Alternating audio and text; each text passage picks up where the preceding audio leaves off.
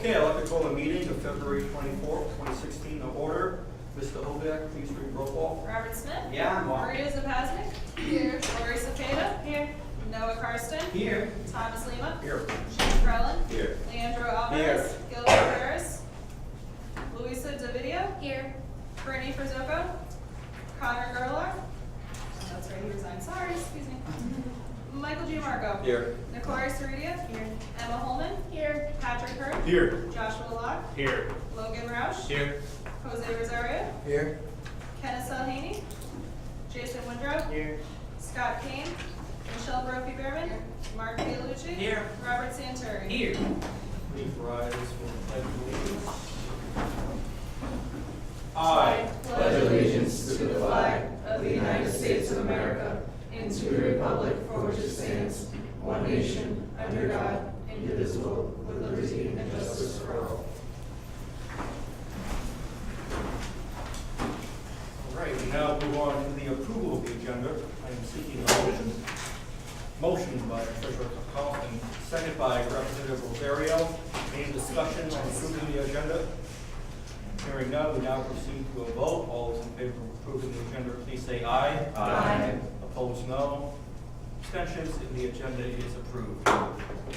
We now move on to the approval of minutes of February 10th, 2016. We have a motion from President Smith, second from President Locke. Any discussion on those minutes? Hearing none, we now move to a vote. All those in favor of approving the minutes of February 10th, 2016, please say aye. Aye. Opposed, no.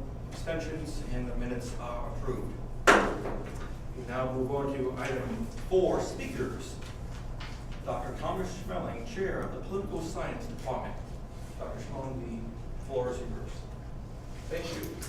I don't know where you want me to stand. Anywhere over there. Anchor TV, can you get him? Yep. Good. So Rob asked me to come tonight to talk a little bit about performance-based funding. I understand that you have been discussing it before, so I won't try and go over it all.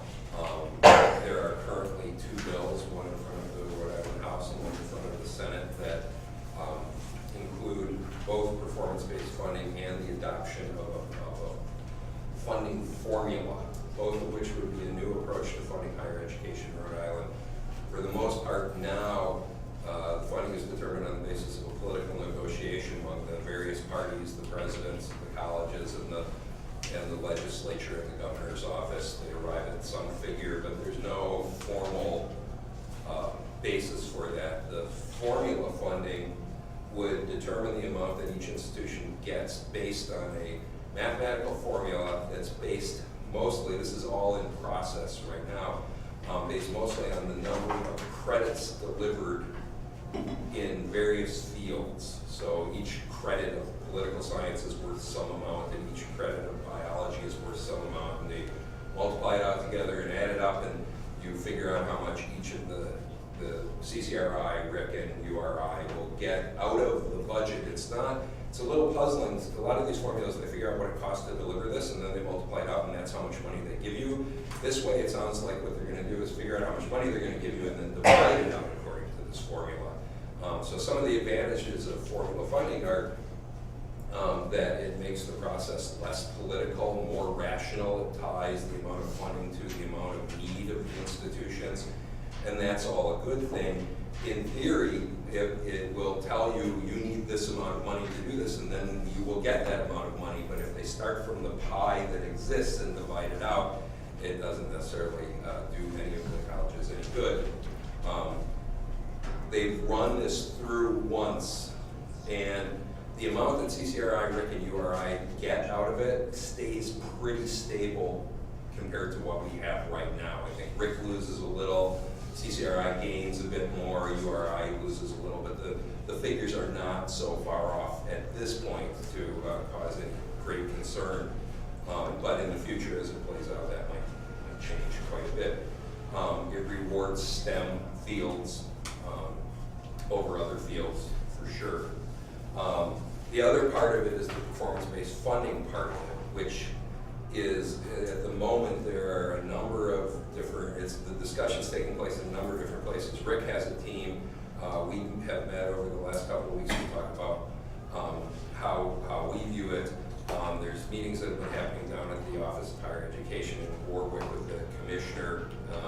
And the exact formula has a long way to go before it's exactly worked out. But the idea is that beginning fiscal year 2017, right, which is coming up, the budget for fiscal year 2017 is the one that will be approved this spring by the legislature. After that point, every new dollar for higher education in the budget will be performance-based funding. And what that really means is that the commissioner of post-secondary education gets control over how to allocate that money among the institutions, and he will do that according to how well we have met a set of metrics in the number of graduates, the percentage of full-time students who reach graduation. These metrics, again, are still being worked out right now. The percentage of the graduates who are in STEM fields will be part of it. The languages, degrees tied to high demand, high wage jobs in Rhode Island. And each college, the colleges is asked to produce one metric to add to that. And we had a meeting yesterday down there to propose metrics and have that discussion. So I've got involved in this about a year ago. When the last bill came up, it was introduced, it was passed by the Senate after some lobbying by RIC administration and RIC faculty. We got some changes into the bill, but when the legislative session ended, when the House adjourned without acting on it, that bill died. Now we have these two new bills coming back in right now. I've worked for the last 6 months or so with Professor Eric Christensen in the history department, who I hope some of you know is a great guy.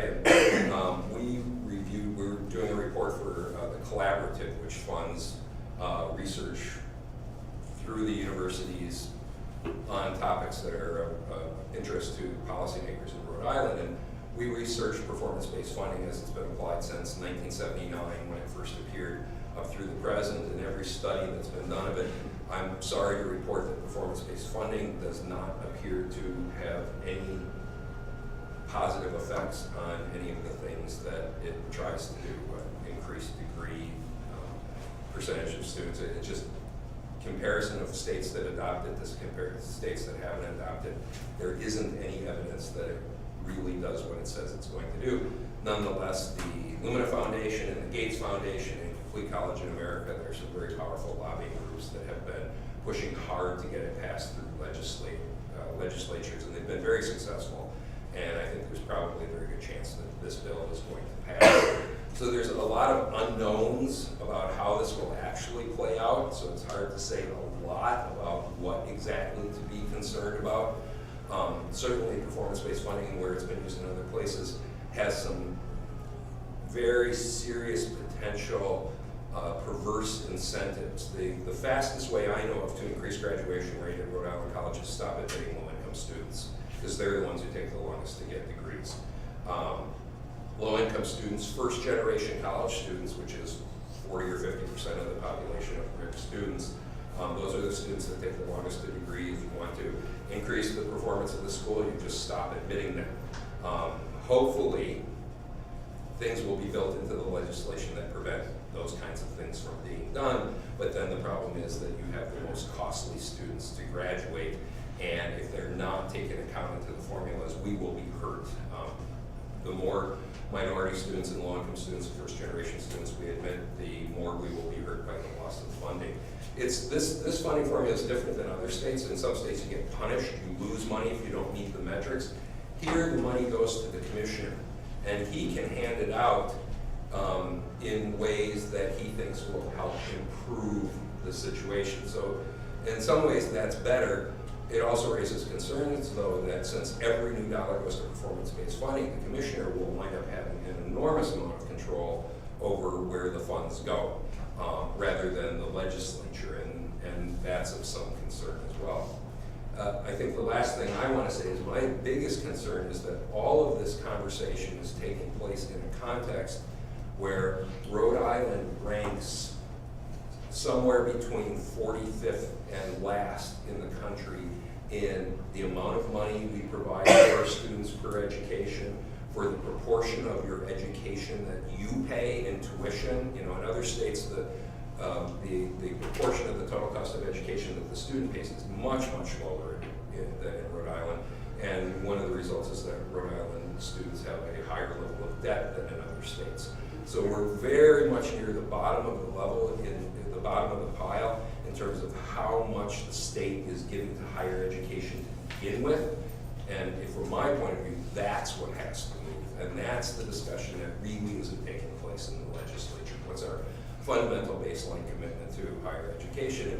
Plus the fact that it's fine to tell people you need to improve your performance, but you have to give them the tools to do it. And if they're going to keep the funding levels as low as they are and then ask us to push things further, it's a real catch-22. So that's my spiel, I guess. I'd be happy to answer any questions that people might have. Open the floor for comments. President Smith. I'd like to thank you, Dr. Schmeling, for coming today to speak before the body. We had a very productive discussion last meeting about performance-based funding. I guess my first question would be how much does this resemble, a lot of us don't know what performance-based funding looks like at the college level, but how much does this resemble No Child Left Behind, which many of us, if not all of us in this room, have experienced at the high school level? Oh, well, you mean in terms of all the testing and that sort of thing? Perhaps finding the goal that we have to get the carrots. Yeah, well, in some ways, there's not much resemblance, and in some ways, there's a lot of resemblance. You know, one of the things is this fundamental idea that if you give incentives to people, they will perform, which as an economic idea is really wonderful, but the question is, you know, are you giving the right people the incentives? For instance, and are you giving them the right incentives? I can increase graduation rates by giving no students Fs and giving all students As, but is that what we really want to do? And the question I often have is, if the goal is to get you to graduate in 4 years, you know, my experience with the students is some want to, some don't. Some will say, I often ask students, why aren't you taking 15 credits? That will get you out of here in 4 years. And it's no more expensive than 12 credits. And the answer is because I have a job and I have to pay the rent and I can't take one more class, I just don't have room. None of this is considered in this. In fact, I said that very same thing in the room full of people yesterday, including the commissioner, and I didn't get the sense that they really got it. That I'm not sure they really understand what the lives of their students are like. And when they're doing some very high-flying calculations about incentives without considering what you guys actually live like, it's very problematic. So a theory that sounds really good in practice, but isn't very well connected to what's actually going on the ground, that reminds me of No Child Left Behind. I would agree on a personal level. I can't speak for the whole body. I was once an education major. I said this last meeting, but Dr. Schmeling wasn't in the room. When my class graduated high school in some far distant year, the teachers, in complete and utter protest, entirely paid for by the teachers, these shirts, one size fits all. They all gave us extra large, because I'm not an extra large, if you can tell. These shirts that on the back said, "This child was not left behind." Yeah, part of this too is this thing, you know, if you're a psychology major or a history major or a poli-sci major or a sociology major or a philosophy major or any one of those things, your degree is less valued. This is despite the fact that philosophy majors at mid-career, they start out with lower salaries than others, but liberal arts majors in general, philosophy majors in particular, wind up mid-career with much higher earnings than people who graduate with fields like education and social work and even the management degrees. And so the way they value things is sometimes not very, you know, connected to what's really going on again with students. So I think it's something to be paid attention to. I mean, you know, my sense is students, you're not going to turn poli-sci majors into physics majors just by, unless they do something like, I don't know what you all would do. What if they said, we're gonna forgive 25% of your tuition dollars if you'll change your major to physics? Will that work? Will you do that? And would physics majors really benefit Rhode Island as a community and as a whole? It's a difficult question. I don't think any of us can answer. And one thing that is true is that they're not running a test program. They're not spending a year or two sort of calculating out what's going to happen. They're doing it. It's going into effect. This legislation passes this session before June. This will be a done deal. The good news, if you're concerned about it, is that in the states that have tried performance-based funding, it tends not to last more than about 5 years. And then they realize, oh, this isn't working very well. But then they came back with a new one and said, well, the reason it hasn't been working is because we need to create bigger incentives, right? So instead of 10% of your budget, it'll be 20% of your budget, and that will do it. But there still has been no evidence, and it's quite remarkable. I'm a political science professor, so I'm interested in public policy. It's really remarkable to watch, to be able to say, of many studies that have been done of this, none of the sophisticated studies have found a consistent, positive, clear effect for this. And that doesn't seem to have any effect on the policymakers. Why? The people who are promoting it, Lumina and Gates and Black College America, they have not produced a single study that says that it works, yet they're in every state legislature promoting it. And that's a puzzle. Got one more question before you leave the floor, because I know there are other people in the body who want to speak.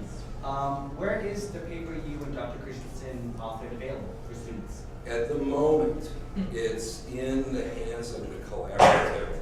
We've done the final version.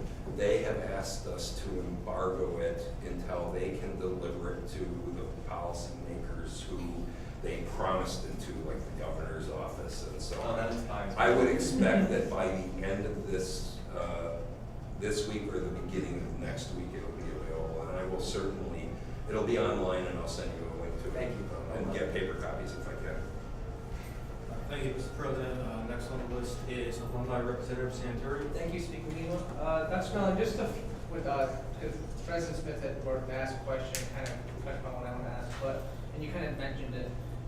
When in our discussion last week, something that came up that I brought up and many other people in the room brought up was that if these changes go into effect, as you said, the college is not going to wouldn't be incentivized to admit certain students over other students.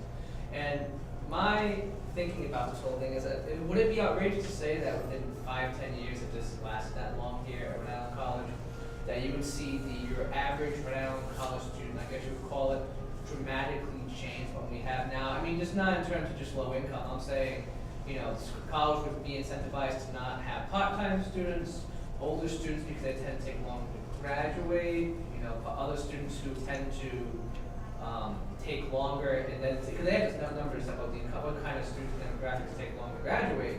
So, I mean, it's kind of I see a race to the bottom where colleges in general would just be incentivized to not really have these students here. And Rick has always kind of prided himself as being the place for those students to have a home.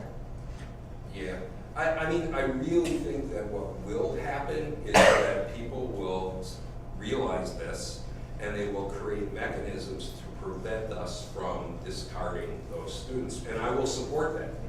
The cost of that will be the more students you admit who are, it's first generation college and low income. Those are the ones.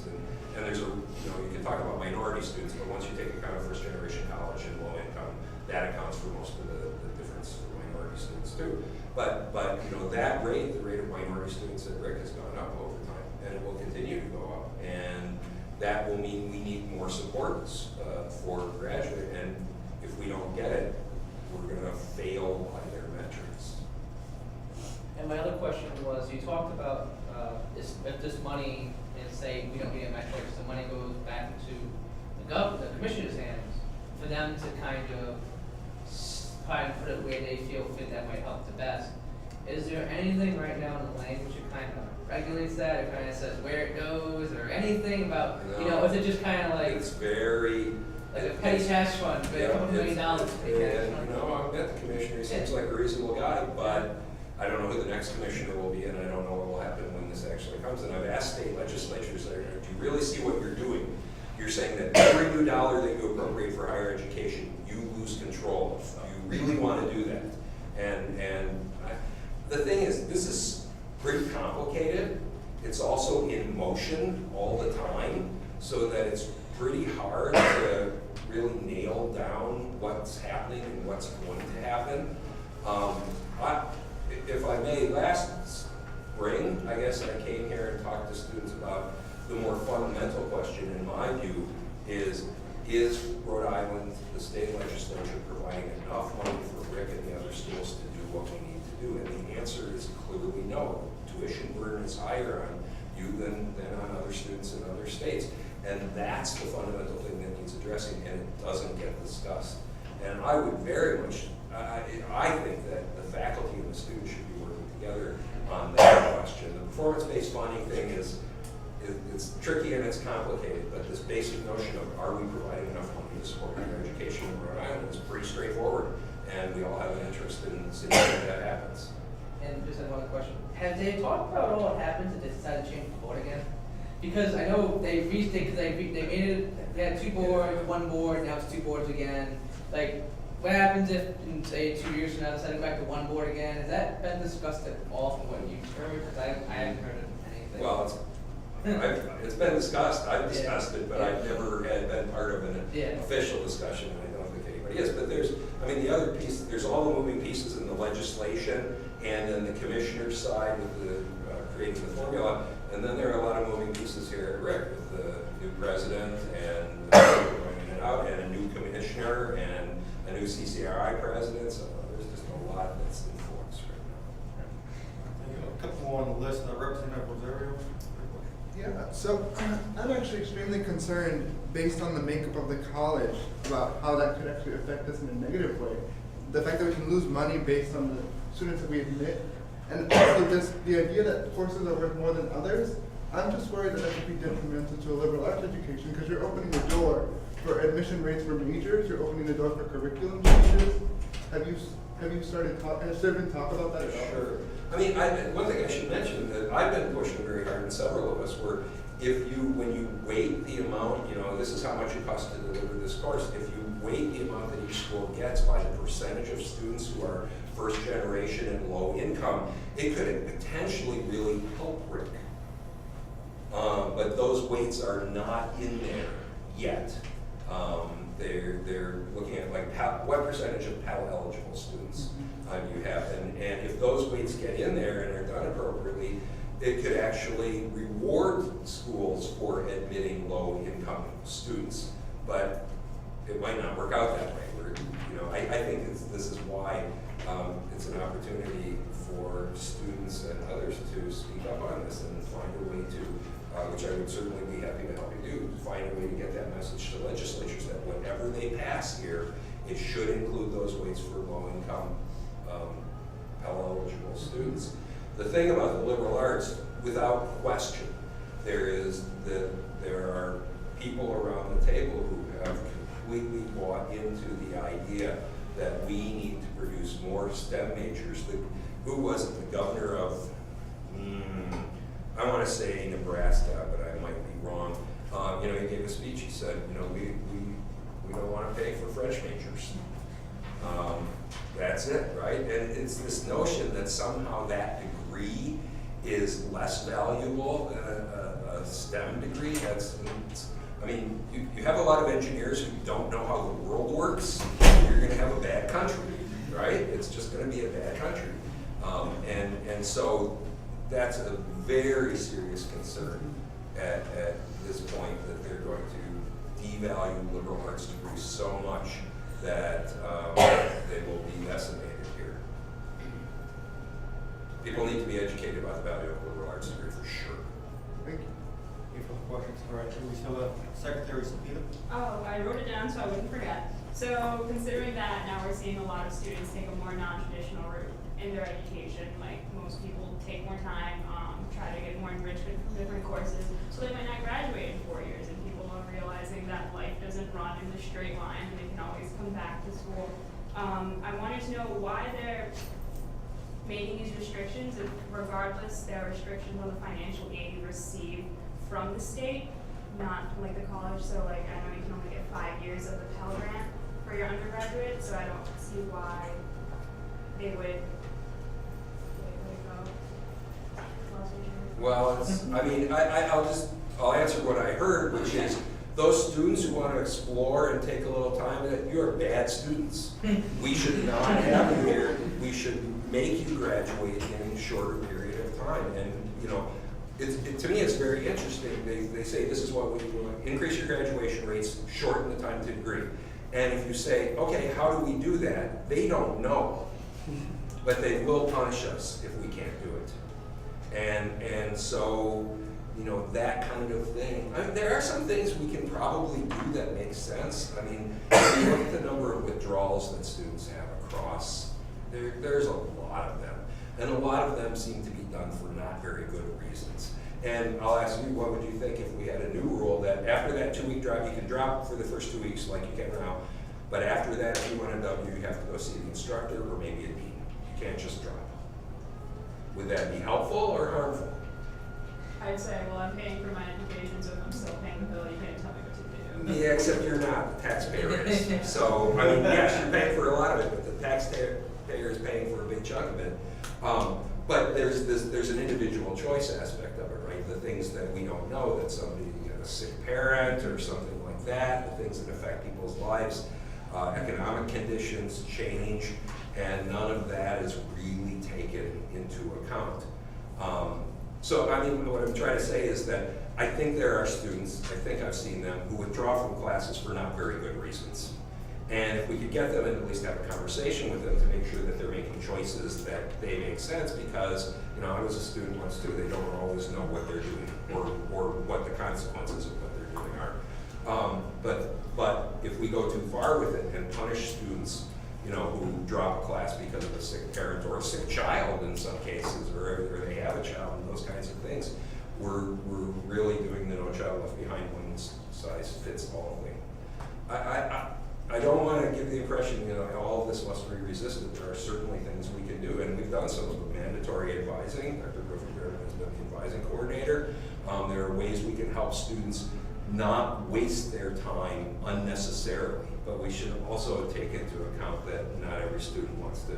This is not Ithaca College or Skidmore College or something like that, where people are just come and they stay for 4 years, you know, and we probably won't ever do that. Thank you. Mr. Taylor? Hi, I was a recipient of a Pell Grant many years ago. I was a first-generation college student.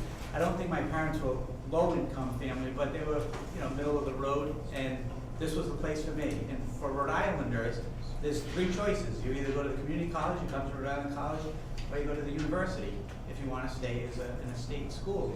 It's not like we have a dozen choices in California, where they have many dozen choices. So I think when you look at performance-based, what are the options? There's only 3. The 4th option, which costs the state even more money, is prison. That's what they really need to look at. So if you're talking about a low-income, less educated student coming to Rhode Island College, and he's not going to make it, or she's not going to make it, what's that other option? And there's a good chance they end up in prison, and they get out of prison, and they end up, 50% of them end up back in prison again. And so I don't think that's the answer for our students. What I think is if the state really wants to invest in their young, which they're always saying they want, you know, I'm an education guy, I'm gonna, you know, do whatever I can for education, and then we gotta go look at it. And it was funny that I was thinking Pell Grants, and that's, you know, Claiborne Pell, he was a, you know, senator from Rhode Island, and that's why it's called Pell Grant, and he pushed for it. And we gotta go back to that model that worked 40 years ago, that put me through school. But back then, when we got an F, it was an F. Or we were trying to withdraw from the class, you got a withdrawal with the grade that you would have gotten at that. A WF. A WF, and that scared me.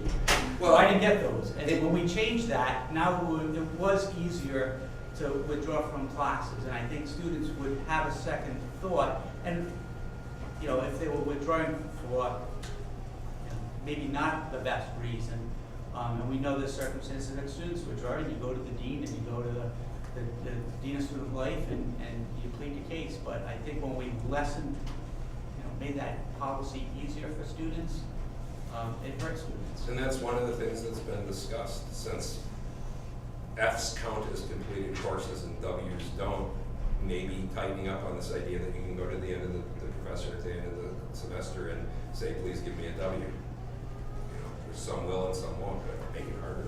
You said two things that I really want to, one is the prison thing. Do you know that Rhode Island is now one of 11 states in the country that spend more on prisons than on higher education? That's something. And then also that choice between CCRI and RIC and URI. I'm going to guess that one of the things that you can tell me, but one of the things that makes students choose RIC over URI is class size. That you know you'll go to a smaller class, you have more attention from the professors, and then not be in a 150-person lecture and that sort of thing. If this happens, this could push us in that direction. I've already heard that the commissioner is not very happy about our smaller class sizes, and they'll like to push them up. And that might be one of the efficiency, right? Are you delivering enough credits per dollar may push our class sizes up too, and I think that's something. One of the reasons I like this place is I get small classes where I can get to know my students. I'm not interested in a 200% lecture, and I think most of my students think the same way. But I'm sorry that I had to do my 5-minute rant to get to my question, but my question is there pressure on the 36 Rhode Island communities that put out high school students to send us students that are better prepared so that when they come to a 4-year institution, we're not putting them in English 101 or 010 or whatever it is right now and teaching them what a noun is. And that starts them off in an academic hole because they gotta learn those basic skills before they can get a 4-credit, English class at 109 or whatever it is. Yeah. Is there that Well, pressure? I don't know the answer to that question, but I can tell you that it doesn't have anything to do with performance-based funding, that no one is saying that, when this is the problem that's with the low-income students and first-generation students too, that when they say you must produce this number of graduates within this many years, they don't stop and say, but the group of students you're working with is different. That's not part of it can be, and for some people it is, and it certainly is for me, but the thinking I see so far doesn't really pay attention to that. When I spoke out at this last meeting about the students who work and why they take 12, and people were just looking at me like they had no idea what I was talking about. Because the people on the board don't have those students in their household doing that because they can afford, they're not the lower middle class. Yeah, they're not first generation. They're not first generation. All right, thank you, Ms. Paolucci. President Smith. Well, Representative Paolucci kind of stole one of my questions. He kind of took the win from my sales. But I just want to say a couple things about how, and you kind of alluded to it, Dr. Schmeling, about how this is almost, I wouldn't want to say a war, but this is, you're being penalized for being a non-traditional student. I know we talked about this in Parliament last year, those who were on the body remember, I know Representative Centuri does. The 4-year graduation rate for RIC is about 13.4%. 13.4% of students at RIC graduate in 4 years. So the rest of us are here for 5 or 6 years. That number goes up after 5 or 6 years, of course. So if you're here for more than 4 years, the implication is that you're going to be punished for being a non-traditional student. You ever attend night class? Has anyone, raise your hand if you've attended a class that goes past 4 or 5 or 6. You've all probably heard at least a couple students in those classes talk about how they're working during the day and they come to class at night. That's the kind of college RIC is. You work during the day, you come at night. That's the kind of student I am. And the overall point is, do we want to be more like ourselves? Do we want to be more like RIC? Or do we want to be more like URI? Do we want to be a traditional 4-year university? And that seems to be the way that the Commission is kind of slowly nudging us, if only for the expense of 4-year graduation rates. And the other major point I wanted to make, but once again, Mark kind of stole the win from my sales, is that, what's the value of a degree based on what the market wants? What's the value of a liberal arts degree? Dr. Schmeling's a poli-sci professor. I'm a history major. What's the value of getting a liberal arts degree, especially since in the 21st century, and this is going to seem scary to some of us who are young and have many years left to live, many jobs will be automated in the next 50 years of our lives. What is the point of these degrees if many of them may be obsolete? And I'm not necessarily raising these questions to Dr. Schmeling or anyone in the room, but just to the body as a general point that these are all things we should think about in the years to come, not as long as we're at RIC, but after RIC as well. I mean, the other point I want to ask if, I'm assuming Dr. Schmeling that the state thinks this is a good use of state funds? to sort of dangle financial aid? Well, I can Take tell you care of- that- You don't have to answer, I know. Well, I can tell you that on the Senate side, it was introduced by Senator Michael Weed, the Senate President, and on the House side by Representative McNamara, who's the Finance Committee Chair. So they're next to the Speaker, they're more powerful. The Governor's representative was at the meeting yesterday. She's certainly behind it. I really, you know, I don't want to misrepresent. There is That's language in all of this that says that the mission of the college matters. CCRI has a different mission than Rick does.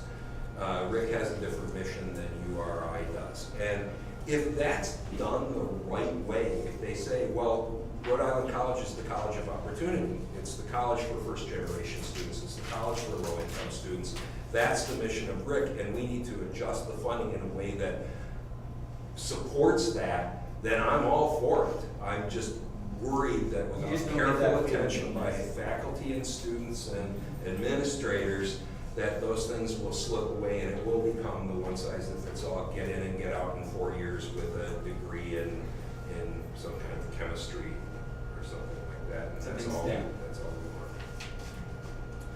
we want. Thank you, Dr. Smiley, once again. I can't thank you enough for coming to speak. I know we have other people, I know, but this is the point where I can speak, Tom. I just want to thank you as president of the corporation for coming. I get to pontificate, Tom, it's part of the job. Your answers are always appreciated. You connect with the shade from Representative Centuri.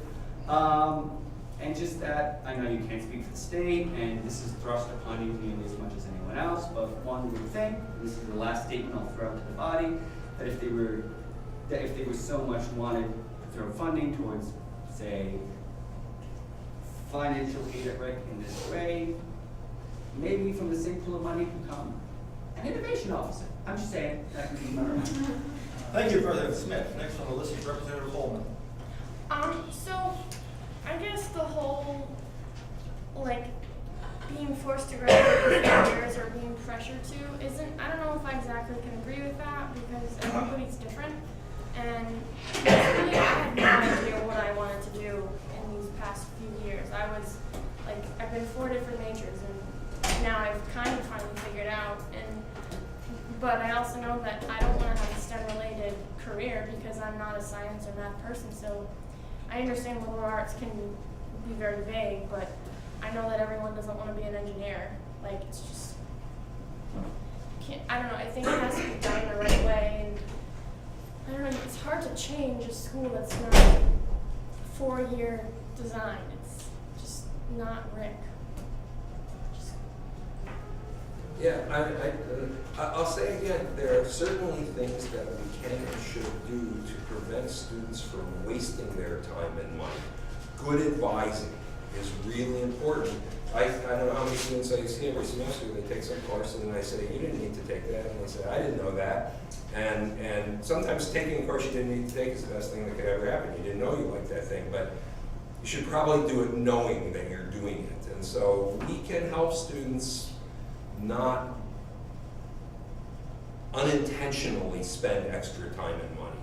But I totally agree with what you say, that if somebody wants to take 5 years to get their degree, I can't see why that's a choice that should be taken away from them. There's a funny thing about this STEM stuff too. I mean, I'm not a rabid free market capitalist kind of person, but there's something kind of funny about not letting students choose the degrees that they want. Right? That seems to be a free market principle. Let demand determine supply. But here we're trying to do a top-down, make the supply change the demand, and that often doesn't work very well. All right, thank you, Dr. Rosenberg. Oh, just one other thing, when we're talking about students who choose to, they want to take longer to graduate. I know that we've heard here before in this body, I think from Representative Hurd, when you talked about not being able to get classes because there weren't enough sections or whatever, and so a lot of times students are pushed off from graduating just because they can't get the classes they need, and that's oftentimes because we don't have the staffing we need, or it's when they're scheduled. So there's just one other little thing that is part of the whole, all these things that people need to hear, but are we offering the classes that students want when they want them? And that will help them graduate faster. Yeah, because if you have like certain classes that are required in the same, you know how it is scheduling, and sometimes it can be, so. There's a lot of things to consider. Thank you. And Secretary Sapir. When Representative Paolucci mentioned that they would, when you mentioned that they would force us to have 150 student lecture halls, and you mentioned that one of the reasons that we come to read is the low tuition, I was thinking if they're forcing us to be in a room where we get even less attention, then they should definitely increase your salaries as professor, because that increases your workload, increases the number of papers you need to review, and the amount of attention you have to give to those number of students. So that's also another issue with trying to force these changes on the college. You know, maybe so. The other piece of that is there's a fair amount of research that says that students who take large lecture classes are less engaged, do less well, and that actually doing that would be counterproductive, raising the class size significantly. You know, I won't say, nobody in these meetings has said this is what we're going to do. My concern is that just the efficiency pressures are going to push us in that direction if we're not careful. Thank you. Representative Rosero. It seems like there's a lot of possible damage to be done in the societal structure of higher education just because of this whole forcing certain aspects of education onto students. So I'm wondering, in being proactive, what role does a student, or specifically this body, what role would we be able to play in terms of whether or not this actually works out, whether or not there's some sort of appeal process? Well, that's my favorite question, right? And I mean, I have these fantasies of 500 Rick students on the State House lawn with signs that say, we're 45th in the nation, we're 46th in the nation. And I want to make it clear, that's not because we're a small state. It's of the money that we have, the percentage that we give to higher education, we're 45th and 46th. And if the students would speak up on that, and I'm guessing some of your parents pay tuition here, and so students' parents, if the people who are directly affected by this would actually tell the legislature, who in the end is what matters, how strongly they feel about it, I am confident that things would change.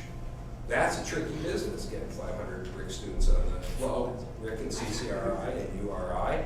I think if I had to say, I'm not going to get in trouble for rabble rousing. If I had to say, tell me to go.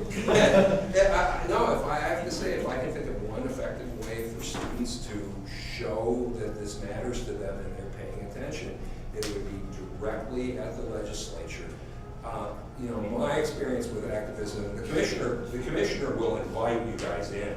Then he'll feed you some cookies and coffee. He'll listen to what you have to say. And I'm not talking about him in particular. I've been in this process a number of times. That you get in the room and they say nice things and you don't really change that much. But what really, to me, needs to change here is the bottom line of how committed the state is to funding higher education. Exactly what Mr. Paolucci was saying. How can you show us that you're committed to funding higher education by draining us out of the basement on these numbers? And the legislature has to pay attention to that. You're a huge, the Rick students and the future Rick students and the Rick parents and the Rick alum and those from the other schools is a huge force if they can get organized and coordinated. Thank you. All right, thank you. Any further discussion? Deputy Speaker Pro. Are these meetings that you go to discuss these, are these open for students? Are students invited, or could they be given a special appointment to go to any of these meetings? Yeah, it's interesting.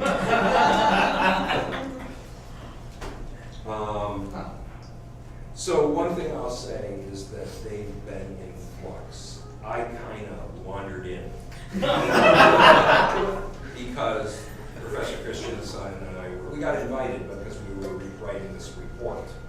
And different people have been at different meetings. The meeting we were at this week was the commissioner and a representative of the governor and a team of people from each school. There were no students at that meeting.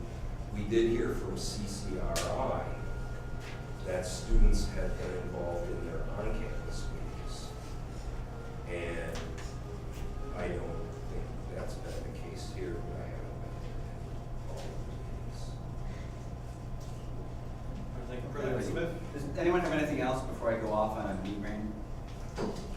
Okay, so I actually more like to address Jose's question with being how can we as SCG, as this body, how can we affect what's happening, as what Dr. Schmeling has told us, as what Dr. Kane, through the Vessel of Prophet Behrman, brought before us last meeting. And if you look on your placard, on the SCG logo, it says, "A voice of the student body since 1974. You all have one, if you're a member of this body.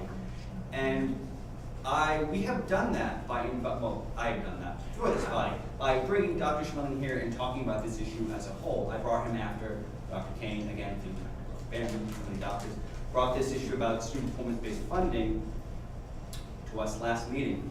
And by talking about it, just by talking about it and getting student input, I'll be talking about this a little later in my announcements, but if this goes any further, Dr. Cariolo, President Cariolo, and I know Dr. Kane specifically said today in a PECEC with the rest of the president and her executive council that student government is one of the best ways to get student input on campus. This includes issues that affect us, like performance-based funding. So by bringing it up and discussing it here, passing resolutions, voting for your local representative and senator, 2016 is an election year. This is how students can affect change in Rhode Island, not only in college, and you can make it for the better. And that was all I had to say. It wasn't a question. Thank you. Any further comments? If not, I thank you for coming tonight. I think we had a lot of. Thanks, can I say one more thing? The question that you asked about getting involved, I think it's super important. The first step, you gotta educate yourself on this. It's really complicated. I've spent hundreds of hours over the last 6 months on this, and I don't still understand how all the pieces work. But I'd be happy to send you about 1,000 pages of stuff to read. If you send me an email, I'll give you everything that you want to inform yourself about it. Thank you very much. All right, we now move on to the open forum. Is there anyone present for the open forum? Anyone here for open forum? Anyone here for open forum? Hearing none, and now declare the open forum closed. We now move on to officers' announcements. President Smith. Hello all, again, before the time this evening. I'd like to once again thank Dr. Schmeling for coming to speak to us. I think he did a great job answering all our questions and presenting the issue that is at hand to the body. As I said just a couple of minutes ago, the rest of the executive council and I had a lunch today with the president's executive council. So that's President Cariolo, of course Dr. Kane, Dr. Pitt, who's the vice president of academic affairs, Clark Green, who's interim vice president of College Advancement. He works for the Rowan College Foundation, and among others. We had a very productive lunch. We talked, of course, about Jose's advocacy for disability services. They did, in fact, hear your complaints, Jose.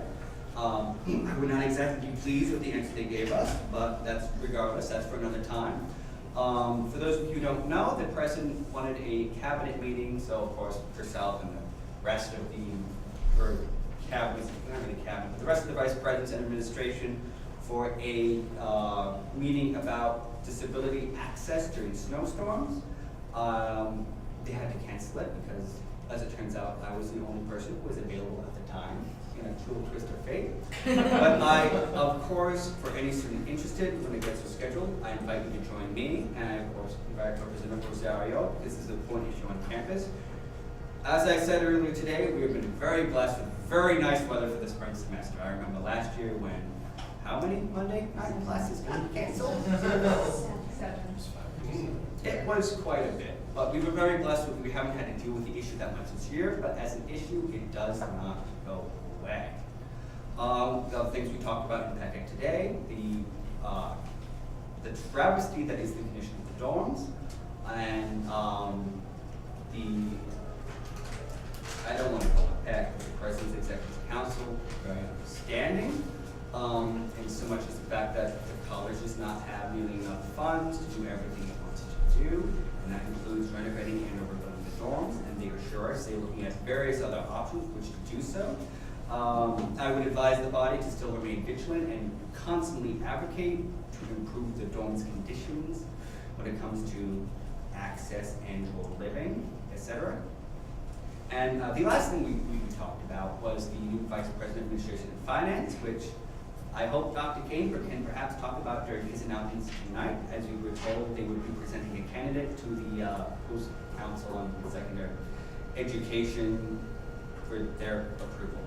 Sorry, in my head it's the Board of Governors. They changed the name too much. I had a meeting with Dr. Tova Rice of the library either early this week or last week. I was hoping for a more formal report for this, and I may present something to the body for next meeting. However, if you recall, we at Student Government Finance extended the library hours last semester, extending from about, say, mid-October to the end of the year.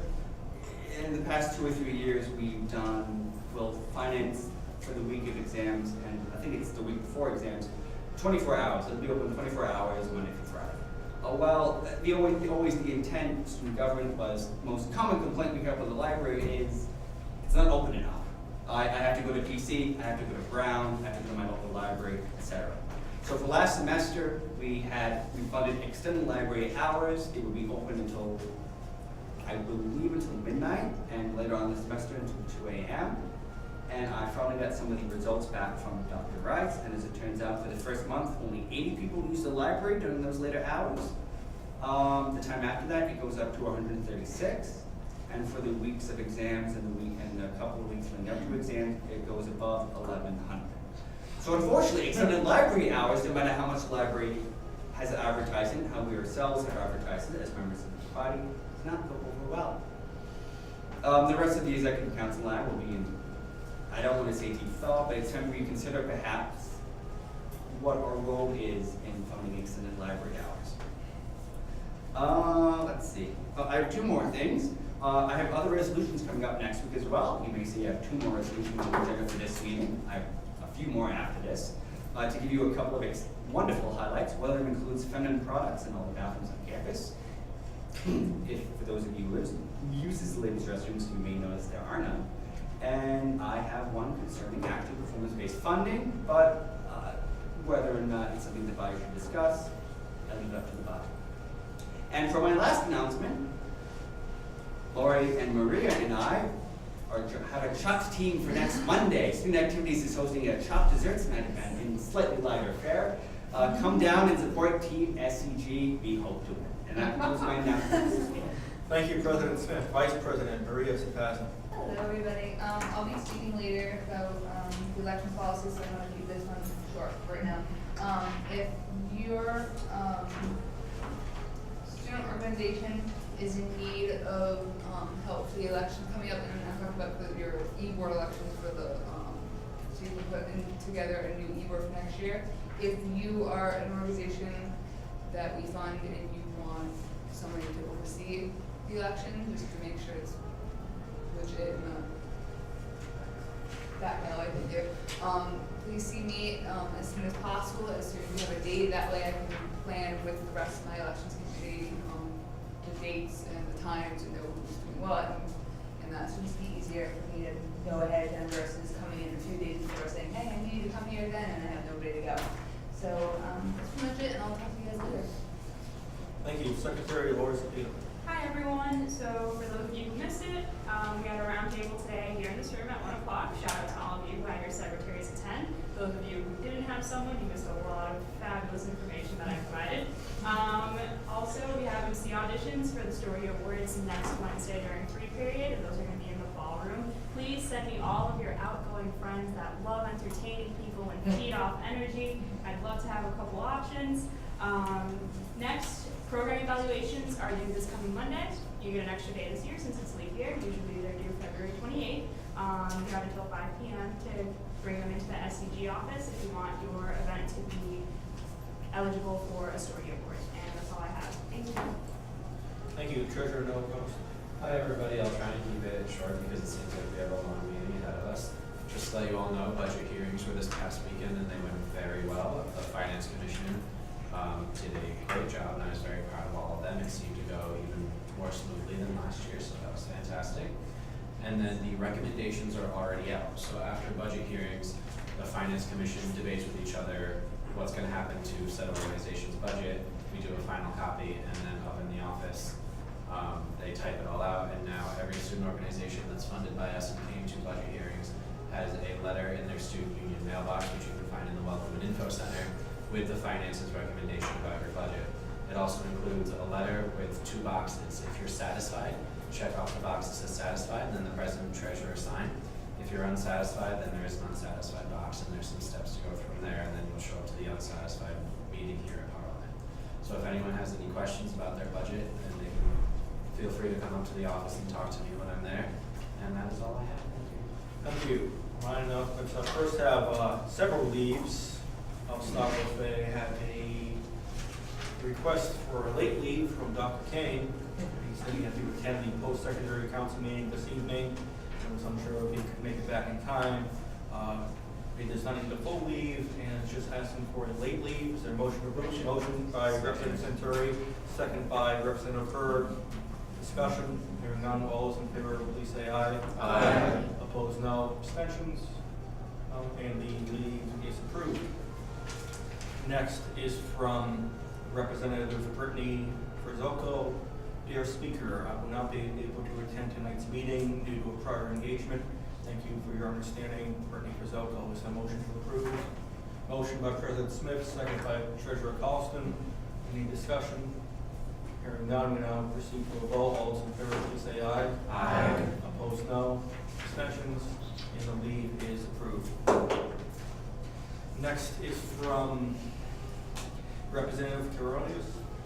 Dear Parliament members, I will not be able to attend the meeting on Monday, February 24th. This is due, and you wrote Monday on this. This is due to the fact that I will be attending a mandatory meeting regarding the trip I will be attending during the spring break. I please ask to be excused and hope everything will run smoothly. Thank you. And is there a motion to approve from President Smith, seconded by Vice President Zapasnik. Any discussion on the leave? Hearing none, all those in favor, please say aye.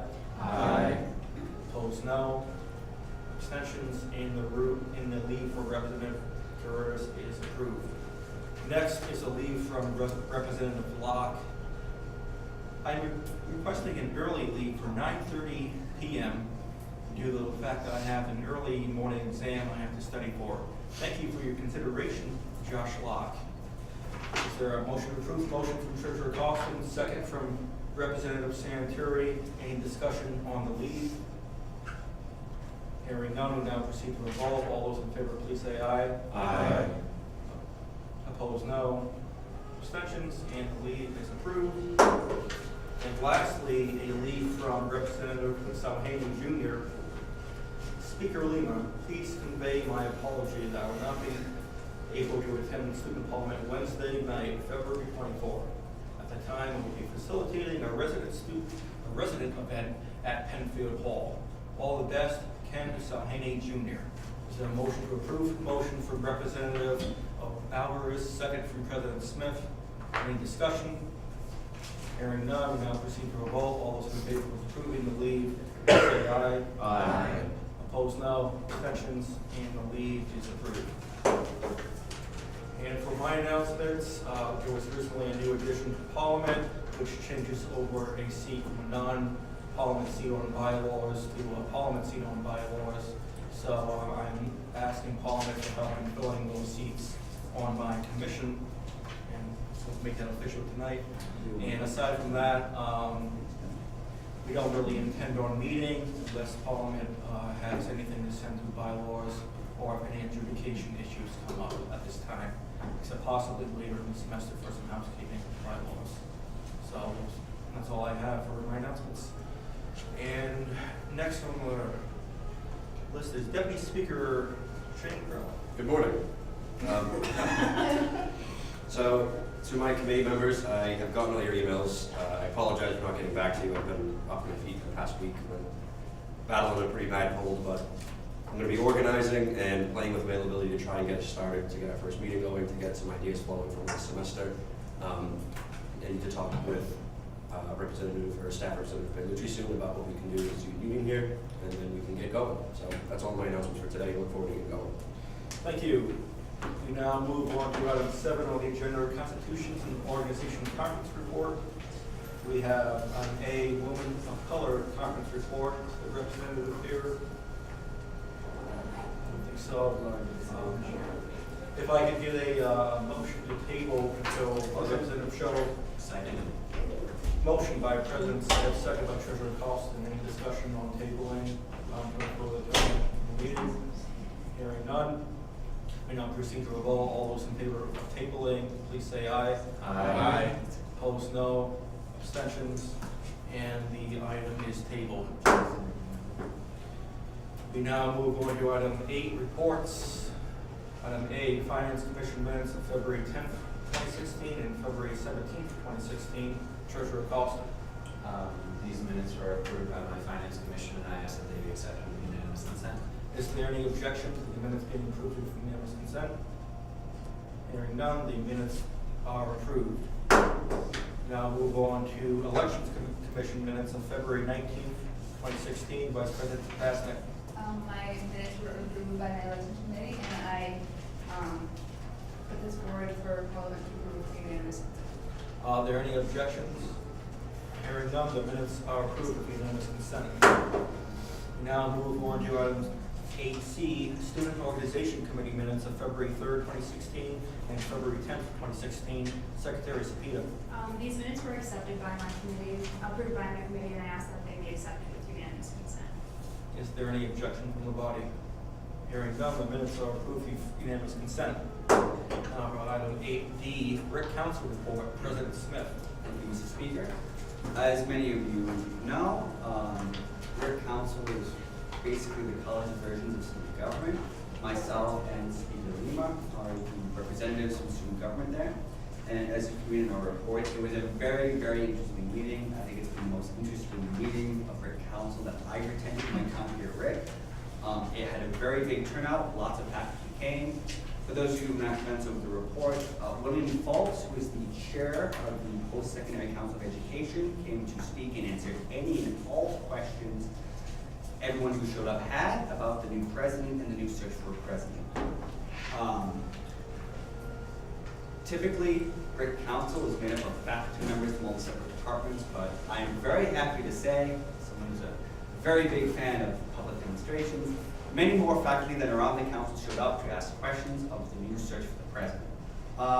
Just to give you a brief sketch outline, the tentative makeup of the search committee includes one student seat. Actually, in my report, it should say one AFT representative, which I believe is Professor Quimby Hughes. However, I was told after that there is now a second faculty representative, Vincent Bollinger. He's a former professor. He sometimes teaches in Gen Ed class, many of you guys have. He is also the chair on the Committee on Committees. It has the Dean of Education, I want to say off the top of my head, as well as an alumni representative in the form of William Fazioli, a wonderful man if you've ever met him. And I believe of course Mr. Bill Folks himself. As you can read in my report, the faculty had quite a few concerns about the makeup of the committee, about how rushed the process was going to be. To give you a brief summary, they're hoping, emphasis on hoping, to have this search committee formed in what is now probably around this time, late February, meet in the next 2 months, and roll down a list of 3 candidates by late April. The hope is that we'll have a new president by June to present to the next meeting of the Post-Secondary Council. There is one student representative. He's the student representative from RIC to the Post-Secondary Council. It's not something that student government appoints, it's something the president of the college appoints. I lobbied hard for student representation. How far we'll get with that, I'm not sure. As everyone can read further in the agenda today, there is a resolution on student representation on such committees, including this one. And I'm willing to accept any questions about the RIC Council report or what happened in that meeting from the body, Mr. Speaker. All right, thank you. Any discussion on the report? Hearing none, and want to make a motion or just ask for unanimous consent? You already have. Oh, yes, discussion. All right, Secretary Sapita. Looked down, and the first thing I looked at was third paragraph, and it says, the search committee lacked diversity, its makeup composed entirely of Caucasian descent, and I was just like, there really is. That's what the faculty brought up, that there was no no minority representation on the committee, as of when I submitted that. Did they make any suggestions as to how they could diversify the representation? A person of color or minority descent. No, how did they say, how are they going to go about finding they took all considerations from the faculty. Point of information, Yes. Mr. Speaker? Yes, that's your I point. believe Dr. Bollinger would fit that critique. Yes. But obviously, it would be better to have more representation. That's my opinion. Thank you. Forrest, how yours? That's all I have. Thank you. Any further discussion? Formal vote on this. Unanimous consent. Unanimous consent would be wonderful. State that. I would like this accepted, I would like this report accepted with unanimous consent. Is there any objection to the report being accepted with unanimous consent? Hearing none, the report is accepted with unanimous consent. We now move on to old business. Item A, resolution against the Innovation Office. President Smith. Hello, everyone. We tabled this from last meeting. Many of you may remember there is a resolution against the innovation officer up on the table that lays out student concerns when it comes to the funding and both the role of an innovation officer on campus. Since that meeting, I don't believe I mentioned this last meeting, who will be in the old Vice President of Student Affairs office, Dr. Penfield's office in Roberts Hall. He's to have an assistant of whose salary and benefits, I'm not sure where that's coming from. I got from the meeting with President Cariola. In front of you, I passed around before the meeting something that you should all be very aware of. The first one is the annual fundraising by the Roland College Foundation. As many of you may recall, the salary of the innovation officer comes from the Roland College Foundation. The foundation is a nonprofit corporation dedicated to the raising of funds to be used for Roland College to benefit students, faculty, to aid in the RIC's mission of providing an accessible and affordable quality education. And I would just like to know how the number has been going down steadily in recent years. And the graph begins in 2007, it dips a bit, sort of middles and plateaus around 2009. Goes up again very briefly. I believe the peak in this graph is the contribution from Alex and Ani towards the new Art Center, which, if you read at the bottom, is to be paid in, they donated $1 million for that to be named after them, to be paid in 10 installments over 10 years. That's $100,000 every year for 10 years, which is not quite a lot of money for the college. And then it goes down. So I would like the body to think, as we have this resolution on the table, of how much exactly the foundation has to spend on it, as well as how much it is going to RIC, and so on. The other thing, if you look at the back, I believe I handed out 3 things, is the leadership of the foundation since 2008. And as you can see, it's gone through quite a few hands in the past couple of years, counting no less than 1, 2, 3, 4, 5, 6, 7, 8. We're on the 8th executive director of the foundation since 1995. 7 of those have been since 2008. And to give some slight more context to the body, if I don't have a copy of it myself, the last sheet is Rhode Island College's foundation endowment compared to all the other educational institutions in the state. As you can see, if you look on the listing of all the institutions, from Brown to CCRI, we are number 83rd in Rhode Island's top 100 nonprofit foundation in terms of endowment size.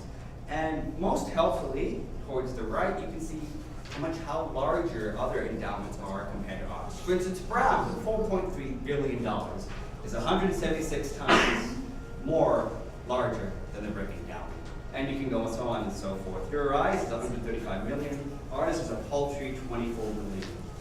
As of end of fiscal year 13 reporting, this is the most up-to-date information that is available.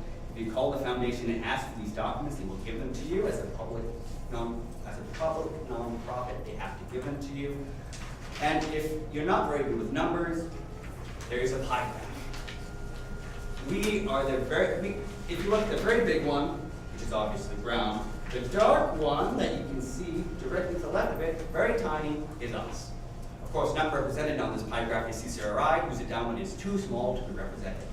So as we talk about the innovation officer today, with the resolution on the table, decrying the use of foundation funds for a state officer's position, I'd like everyone to think just how much money Rhode Island College has. When it comes to Dr. Schmelly comments about performance-based funding in education, and once again, how there seems to be less and less money going around for Rhode Island College. funding overall public education, I would just like to present to the body to consider these remarks when it comes to the approval or disapproval of this resolution. All right. Submitted by President Smith is the motion. Is there a second to approve this resolution? Second by Representative Rosario. Discussion. Heard. Representative Hurd. I have a question about the annual fundraising for the Rhode Island College Foundation. The y-axis, what is this measuring? Is that the money they have in the bank, or is that how much they're raising every year? That's how much they're raising every year. Okay. Secretary Cepeda. I was going to ask if there's any knowledge as to why the trend line's going down, but I realized it was such an thank you. Representative Santori. Oh, thank you, Speaker Lima. Quick to be speaking so soon. Just some quick math. It looks like in 2013, our Rick Foundation, assuming this always comes to the right, raised about $2 million in annual fundraising. Not too shabby, and some different context, especially in a recession. But I think that it's worth noting that the Rick Innovation Officer's salary and benefits and comments, whatever you want to throw in there, is $250,000, which means that, assuming the innovation officer raises nothing, which is probably not going to happen, but just as a what if, 12.5% of what the foundation raises in a year would be going to that person's salary. Just on that basis alone. Obviously we don't know 2015 numbers, 2014 numbers, but I said my remarks about this last week, so I have a thought about it now. And I just think that this is something that SUG should be discussing, and I'm really glad that we're discussing this evening. So, thank you, Speaker. Thank you. Secretary Cepeda. I wanted to mention that I'm glad President Smith mentioned that the bump in 2011 is due to the $1 million pledge. It can be very deceiving when you see that on the graph that, oh my God, all this money was made, but wait, we're not getting it all at once. So technically it's just an additional $100,000 that was raised for that year. Thank you. Treasurer Cross. Last meeting, I had brought up the email that we received from the college regarding this position and from the Innovation Office, and I hope all of you took the time to read it. Thank you. Thank you. Any further discussion? I'm sorry, I missed the last meeting. It's okay. Can you just explain the second whereas? Hold on.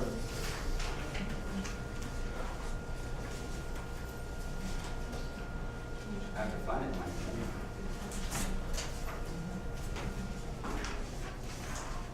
The second one, Representative Paolucci? Yeah. Whereas Governor Raimundo and the state government of Rhode Island have appropriated approximately $250,000 of these funds annually for the purposes of employing an innovation officer. The innovation officer, from what has been explained to me, is a cabinet level position in Governor Raimundo's cabinet. Who told you that? Many people. Would you like me to change the resolution? I just don't know if your resolution is factual. And some of it could be the body's opinion, whereas, you could say this use of the foundation's funds as theft that robs Rhode Island College of a better future, that's the body's, opinion on judgment. But I think in the second, whereas you might be stating what you believe is a fact but may not be factual. Because that's not my understanding. Absolutely. I'm just stating my fact. Thank you, Representative Paolucci. Secretary Cepeda. Also going back to the second whereas, if Governor Raimundo and the state government of Rhode Island appropriated that amount of money, why do they have, I don't remember if they asked it last meeting, why do they have a say in how the money is appropriated to private? Very good question. Can I? Yes.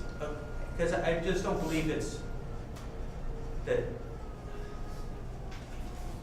Governor Raimundo and the state government of Rhode Island have appropriated approximately $250,000. It was the foundation that appropriated the amount of money, I don't know if it's 250,000. If you're talking about the salary, benefits, the car, whatever it was that was reported that I read in some different forms, I don't get all my facts from the Providence Journal, but I think it was factual in the Providence Journal, but it was the Rhode Island College Foundation, the word seeded that money for this office or personnel. And it wasn't the governor. It's Rhode Island College Foundation. And that's the whereas towards the end when you talk about the foundation's funds are being used, what you believe is inappropriately. It's entirely But possible. the I was always second- led to believe that this came from the governor's office. And the Or if you do read, as Treasurer Carson said, the foundation did have to consent to this. Right, but the foundation came up with the money, not the That's governor and her office and the state government. So I don't know if it's a friendly amendment or if I'm just saying this, that if it was to read Rhode Island College Foundation appropriated approximately $250,000 of these funds annually for the purpose of employing or creating an innovation officer, or whatever, that might be more factual than what you have here. Would you like to make a friendly amendment? That's kind of I think that's more accurate of what my understanding has happened in that area. And I don't think that what you have stated is accurate. Is that a formal friendly? Can you restate that to the body? Language? What's that? Can you restate the language to the body? I just think if you were to strike Governor Raimondo and the state government of Rhode Island, striking that and inserting Rhode Island College Foundation appropriated X amount of dollars, whatever I think 250,000 might be accurate. I'm not sure. It's just that it's that piece of information that the governor's office and state government created this thing. It's the Rhode Island College Foundation. That's your argument, because you argue that at the end when you say the use of the foundation funds. You don't say the use of Governor Raimondo's and state government funds. It's that foundation, it's that separate corporation that the college, Rhode Island College Foundation is. Is there And that any, is friendly. is there any objection to Representative Taylor-Cheese and the friendly amendment? Hearing none, the amendment is approved as friendly. And now it reads as, whereas the Rhode Island College Foundation appropriated approximately $250,000 of these funds annually for the purposes of employment innovation officer. So basically what we just did, we struck Governor Raimondo in the state government and replaced it with, in the state government of Rhode Island, and replaced it with the Rhode Island College Foundation. Just with another point of information, if you look down to the third Yes. whereas, you talk about the foundation money, again, you don't talk about Governor Raimondo's money or the state government's money. So you're referencing that Thank you again. for the point. Sorry. No, that's all right. And is anything else? That's all. Representative Santuri. I was gonna make a friendly amendment, but I passed. All right. Rep. Secretary Sapita. I was just skimming through the Providence Journal article, and it says, although Raimundo said Collado would be a member of her cabinet, he will not be employed by a state agency, but instead by the Rhode Island College Foundation, the school nonprofit fundraising arm. So if he's a member of the cabinet, why are we paying him out of the foundation's money? Thank you. Treasurer Dawson. I hate to say this again, but I'm gonna re-bring up what I said last week. There's so many differences of opinions and different facts that everything's kind of crossed that I still don't feel like we know enough information about this.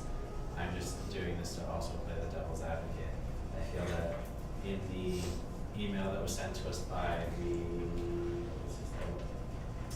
Associate Vice President for Advancement and External Affairs, it makes it sound like this would greatly benefit the college. So in the email, it states that the innovation officer is responsible for fundraising the amount of the $250,000 that was being seeded by the Rick Foundation.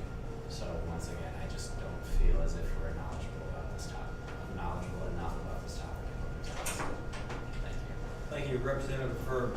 I don't think that we need to make all these assertions to prove the point that we're against having an innovation officer. I think we could strip this down to the base facts that we know are true and still have the final point that we don't want this. That's just my opinion. We have any language, or did you state that? I'm not qualified for that. Okay, thank you. Any further discussion? Any further discussion? Hearing none, we now proceed to a vote. All those in favor of approving the resolution against the Innovation Office as amended, please say aye. Aye. Opposed, no? Can I get a hand count? Because I don't think we were very vocal. So all those in favor of approving, please raise your hand. You're in favor.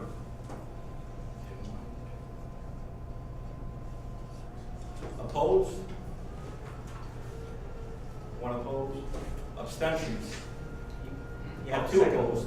Please raise your hand high enough so we can, okay, we count one, it's our first hand vote of the session, believe it or not. So, okay. Recount on the no's again, please raise your hand high. One no, and Secretary Cepeda, 2 no's, so 6-2. And then abstentions.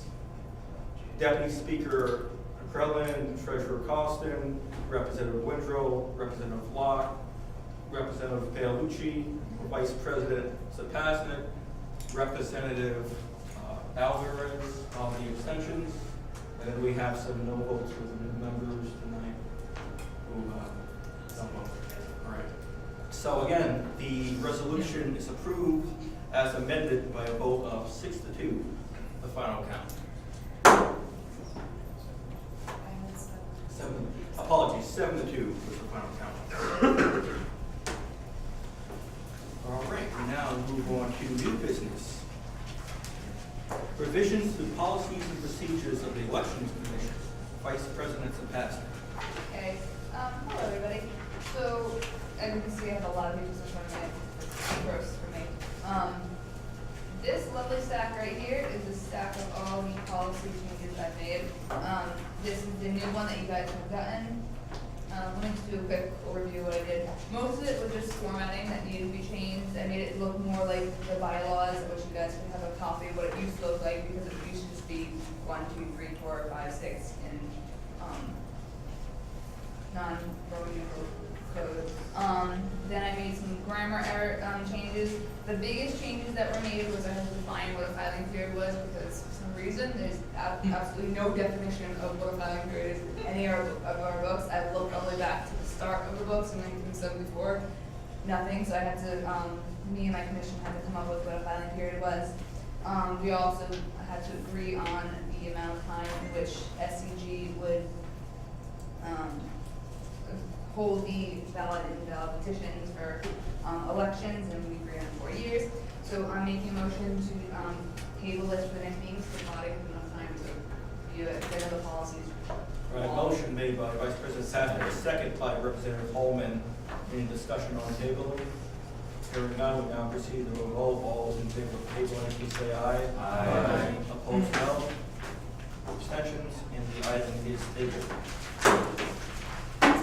Now we move on to new business, item B, revisions to the model constitution. Secretary Cepeda. Okay, so I'm gonna walk you through the changes that have been made. If you flip through to the cover letter for the model constitution, the new item that's been added is number 3. We've had trouble in the past with clubs that have come forward and completely eliminated essential sections of the constitution when they submit it before the Student Organizations Committee. So any article throughout the model constitution that's surrounded by asterisks, it's a mandatory section in the constitution, so it's just to help avoid having clubs think that they can bring out certain parts of the constitution that are essential for running meetings and having a club. Next section, Article 4.2. We've had problems last semester where active membership wasn't included in some parts, and so 4.2 we added in the second part of the sentence that it shall be limited to active Rhode Island College student activity fee paying members. Article 5.1, regular meetings shall be held, and within the parentheses, we changed it to state the frequency of the meetings. Before it said state when and where, so students were putting in student union ballroom at 7 p.m. every other Tuesday. And it's like, that's not how this works, so just tell us how often you're gonna be having those meetings. The other change was, when you flip the page, you can see the asterisks next to 6.23, 7.43, under advisors, under Article 8, elections meetings. Vice President Sabazzi mentioned earlier that if you're having an election, you can always reach out to the Elections Commission and have them send someone to oversee the meetings or supervise them. So we added this clause that says the organizations may request to have an impartial member of the Student Community Government Incorporated Elections Commission supervise their elections. I know a lot of clubs have trouble with running elections meetings, so I hope this will help clarify any issues they've had and help them feel better about the officials they've elected for the following years. And then for the rest of it, in 10.44, the wording for this article before was really confusing. It said a majority vote of members voting in favor of the recall. No, it's a majority vote. It was really confusing. I can't even remember, but we rephrased it to a majority of eligible voting members must vote in order to remove the officer from office. And whenever I was reading through the constitutions to give them like a quick edit, I would always stutter at that one and read it over like 3 times, like what exactly does this say? So I figured we could reword it to make it easier to read through. And I put asterisks around parliamentary procedure because we're parliament, we want them to keep that in there so they know how to run meetings. And those are all the changes I made to the model constitution. Thank you. I'm seeking a motion to approve. Motion by Treasurer Boston, second by Treasurer Locke. Any further discussion for the changes to the model constitution? Hearing none, we now move to a vote. All those in favor of the revisions to the model constitution, please say aye. Aye. Opposed, no. Abstentions, and the revisions to the model constitution are approved. We now move on to new business, item C, revisions to the program evaluation. Secretary. Thank you. So one of the changes we made is under section 1, we added a co-sponsors sheet, a line, so that you can see right away who co-sponsored and if there were any co-sponsors. As you know, we have some events that have an extensive number of co-sponsors, so I put in parentheses, attach a list if needed. Number 4, type of program. Some people were submitting for evaluations either with this line blank or just restating the event's name. So I gave them an example, whether it be a social or educational program. On the next page, I added a line under approximate number of those who work the program to I added maximum number of attendees at a given time. I think this will help later on when we review program evaluations for the following year under the best social event category, because it's pointless if you had 90 people come to your event, but at a given time there are only 6 people in the room. I don't really think that would qualify as the best social program because you want to have as many people interacting on a given time. Under best fundraiser on the next page, I included the program benefit. Sometimes clubs will put in how much money, food, or clothing they raised, but they never state where it was donated to or who it benefited. So that'll also help us see where the money's going, whether or not it would qualify as the best fundraiser. And those are all the changes that we made. All right, thank you. I need a motion to approve revisions. Motion by Treasurer Costin, second by Vice President Pasnick. Any further discussion on the revisions to the program evaluation? Can I ask a question? Yes, you may speak. Are these for the start of next year, the start of the next program? They count for all the program evaluations submitted from March 1st to 2016 to February. Okay. Yeah. So we can start. Yeah, Yeah. gotcha. Thanks. Representative Centurion. One friendly amendment. Last page, 4.4, should be apostrophe for officers. But it's only one person, unless you have multiple lines for multiple people on here. Because you only have to put one signature, right? Just one. Wait. You only have to put one signature for, so it'd be apostrophe and then for this. Otherwise, you have to get multiple people to sign. You're submitting that amendment. Yes, friendly, yes, please. Is there any objection to Representative Centurion's friendly amendment? There are none. The amendment is approved as friendly. All right, any further discussion on the changes to the, what you call it there? It's a long night, yeah, the program evaluation. Any further discussion to the revisions to the program evaluation as amended? Hearing none, we now move to a vote. All those in favor of approving the program evaluation as amended, please say aye. Aye. Opposed, no. Abstentions? Didn't hear quite the vocalization of the ayes, but I do believe the ayes have it. And yes, indeed. And the program evaluation is approved as amended. We now move on to new business, item D, work order accountability resolution. President Smith. Thank you, Mr. Speaker. So presented in front of you guys is something we talked about last meeting when we were lodging all those complaints about the dorms. Deputy Speaker Krellin brought up the fact that while there is a system in place, if you live in the dorms, that's mostly handled by PRAs, that there is, in fact, no current system in place to monitor the progress of work orders. This includes more than just if you're in a residence hall,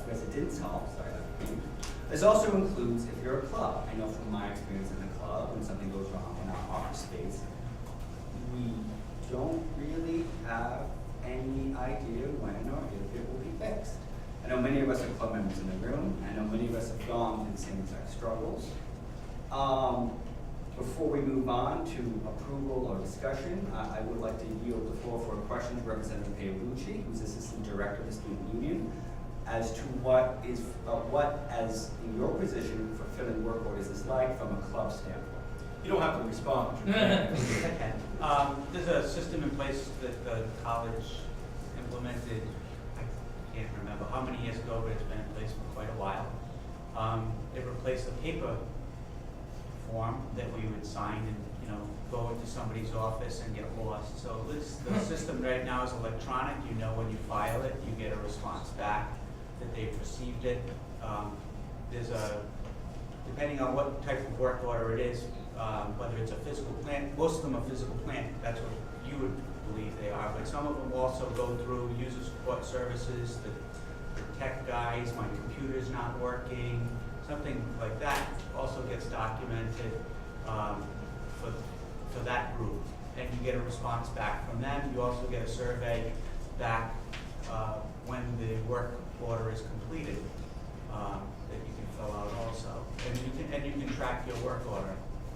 They, in the departments, will prioritize that work order depending on what type of work request it is. If it's the toilet's overflowing and there's water all over the floor, it gets a high priority and somebody's taking care of that right away.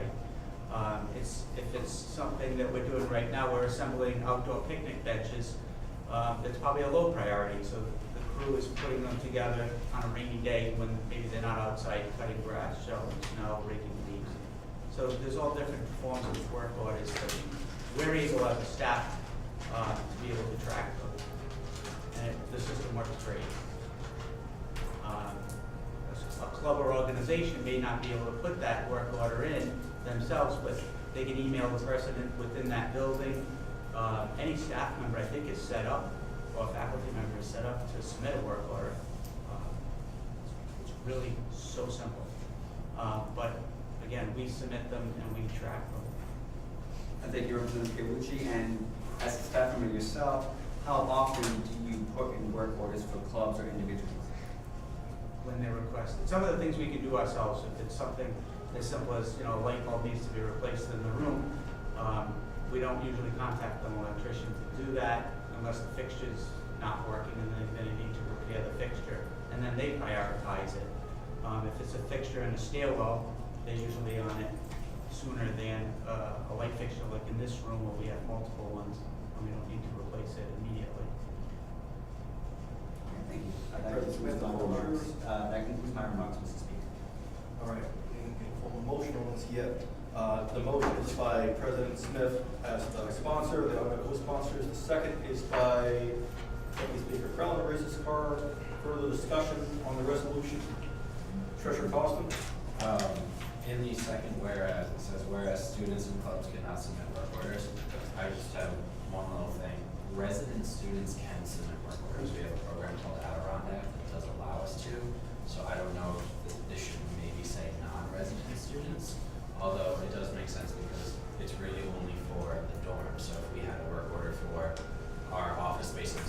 union, then you can, but so I feel like the wording needs to be a tiny bit different just to make it known that we don't want them to think that we don't know about Adirondack because it does exist. Do you have any language that you're proposing? Sure. I'd like to change it to whereas non-resident students and clubs cannot submit work orders. Make that as friendly. Yes, please. Any objections to this friendly amendment? Hearing none, the amendment is approved as friendly. All right, further discussion, the Vice President Sapazza. On the last sentence of the entire thing, like you say, the college should focus on its own transparency, so their students know their problems and concerns being addressed. This is a friendly amendment, by the way. I would suggest rephrasing that. I'm not entirely sure how yet. I haven't actually figured out my idea, because I feel like that's a strong opinion from that is the way it's being addressed. I feel like it's not, harsh, thank you. I think it's a little bit harsh, and I feel like that can be rephrased, so it's more like stating something in a non-objective way. I don't know how, I really don't know how to change it yet, I'll have to figure it out. Floor is still yours.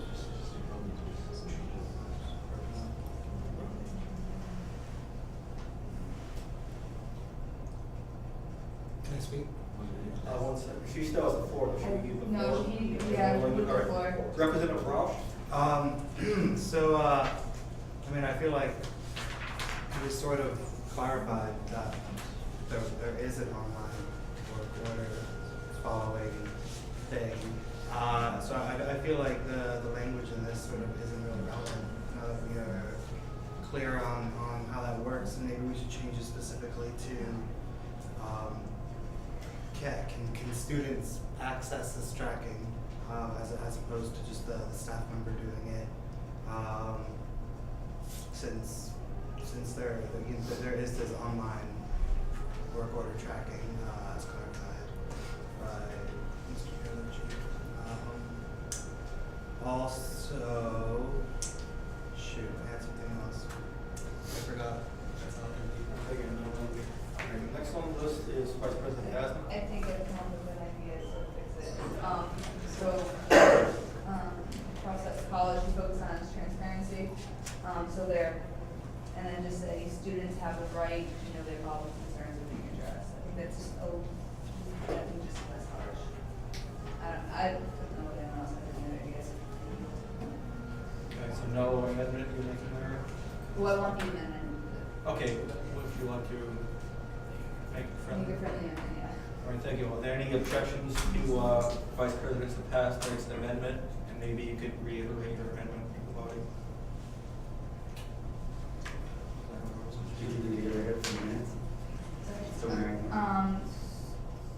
Students have the right to know their problems and concerns are being addressed. All right, are there any objections to Vice President Sapazza's friendly amendment? Hearing none, the amendment is approved as friendly. Further discussion. Representative Carlucci. I don't know why we need a resolution. I don't know what the resolution is trying to show. I think there's two concerns. One is, in the residence halls, can you submit your own work order, and the fact that the work order is being completed, is that an issue? Yes. Okay. The part with student organizations, I'm the person that submits the work orders. I've never heard of a problem, and if there is one, I'd submit the work order. We also, there's a financial piece to it. We also pay the person that's coming in to do the work, so that's why we're submitting the work order. To, also know that if it's a broken window, we're also paying for that broken window. We don't charge back the club or organization a broken door, whatever it might be. That's why I'm submitting them, because I'm also approving the payment to whatever group is fixing it, whether it's an on-campus physical plant person or we're gonna outsource it. So that's why we're handling all the repairs within the student union and the media center. That's the clubs and organizations. I don't know the piece for the residential life part. I don't know how that works, and is the concern students are submitting work orders for their rooms, and the work is either not getting done timely or not.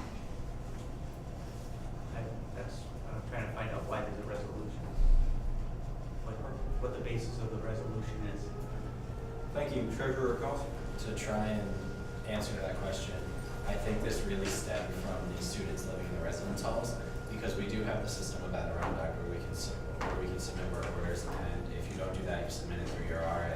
But the issue is, after we submit it, it's gone. We send it out into cyberspace, we have no idea.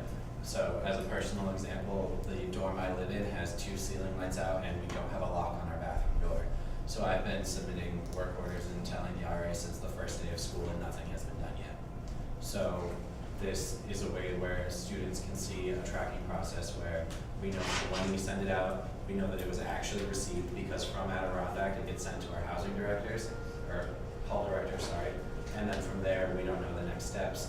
So we don't know if the housing director, hall directors actually send it out, if it just sits in their inbox and they don't touch it, because I'm not the only case where with resident students, we ask for things to be fixed that are kind of basic necessities and they are not. So that, So if you're that not can even, help.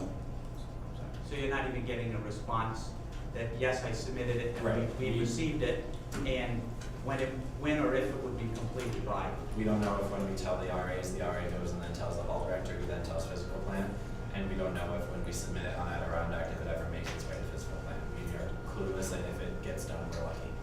All right, thank you. Secretary Sapina. From what I remember, the resolution came up specifically for resident hall students. So I think an easy way to like clarify it would be to remove the second whereas, just because that way it would be geared specifically towards students that live on campus. But then you also have to get rid of, I think the working part of the first whereas would be placed regarding their living and learning conditions. Or does anyone think you wouldn't, or? I feel that working conditions can still apply to resident students, because it could be something as simple as one of our, in New Hall, each floor has a, what do they call it? Workroom, a study lounge, where we can go and they have been lights out and things like that as well. So I think the phrasing is.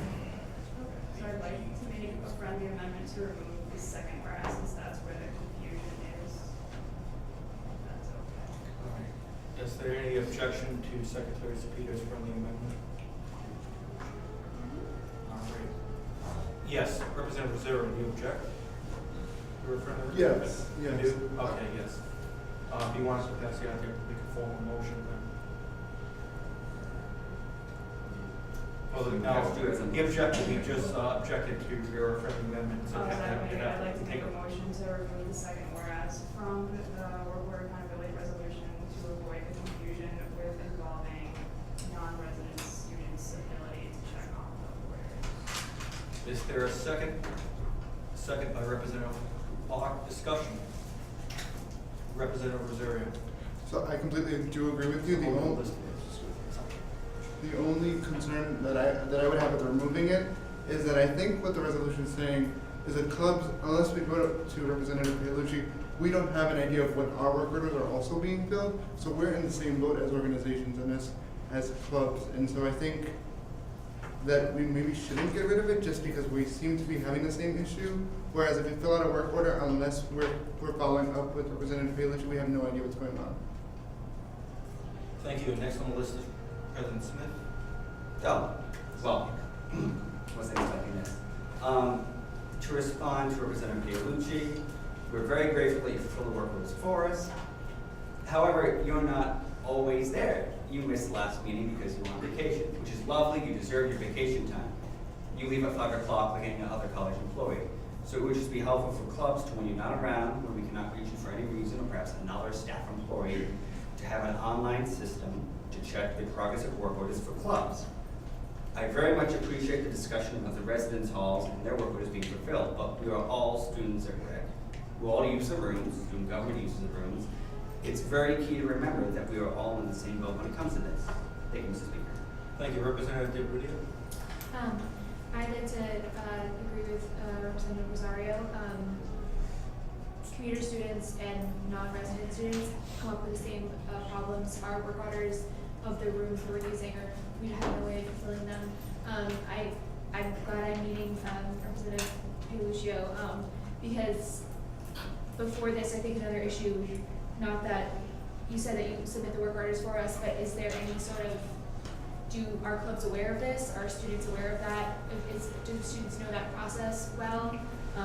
So I think removing or changing that language to just refer to resident students would sort of be getting rid of a large portion of students who have the same issue.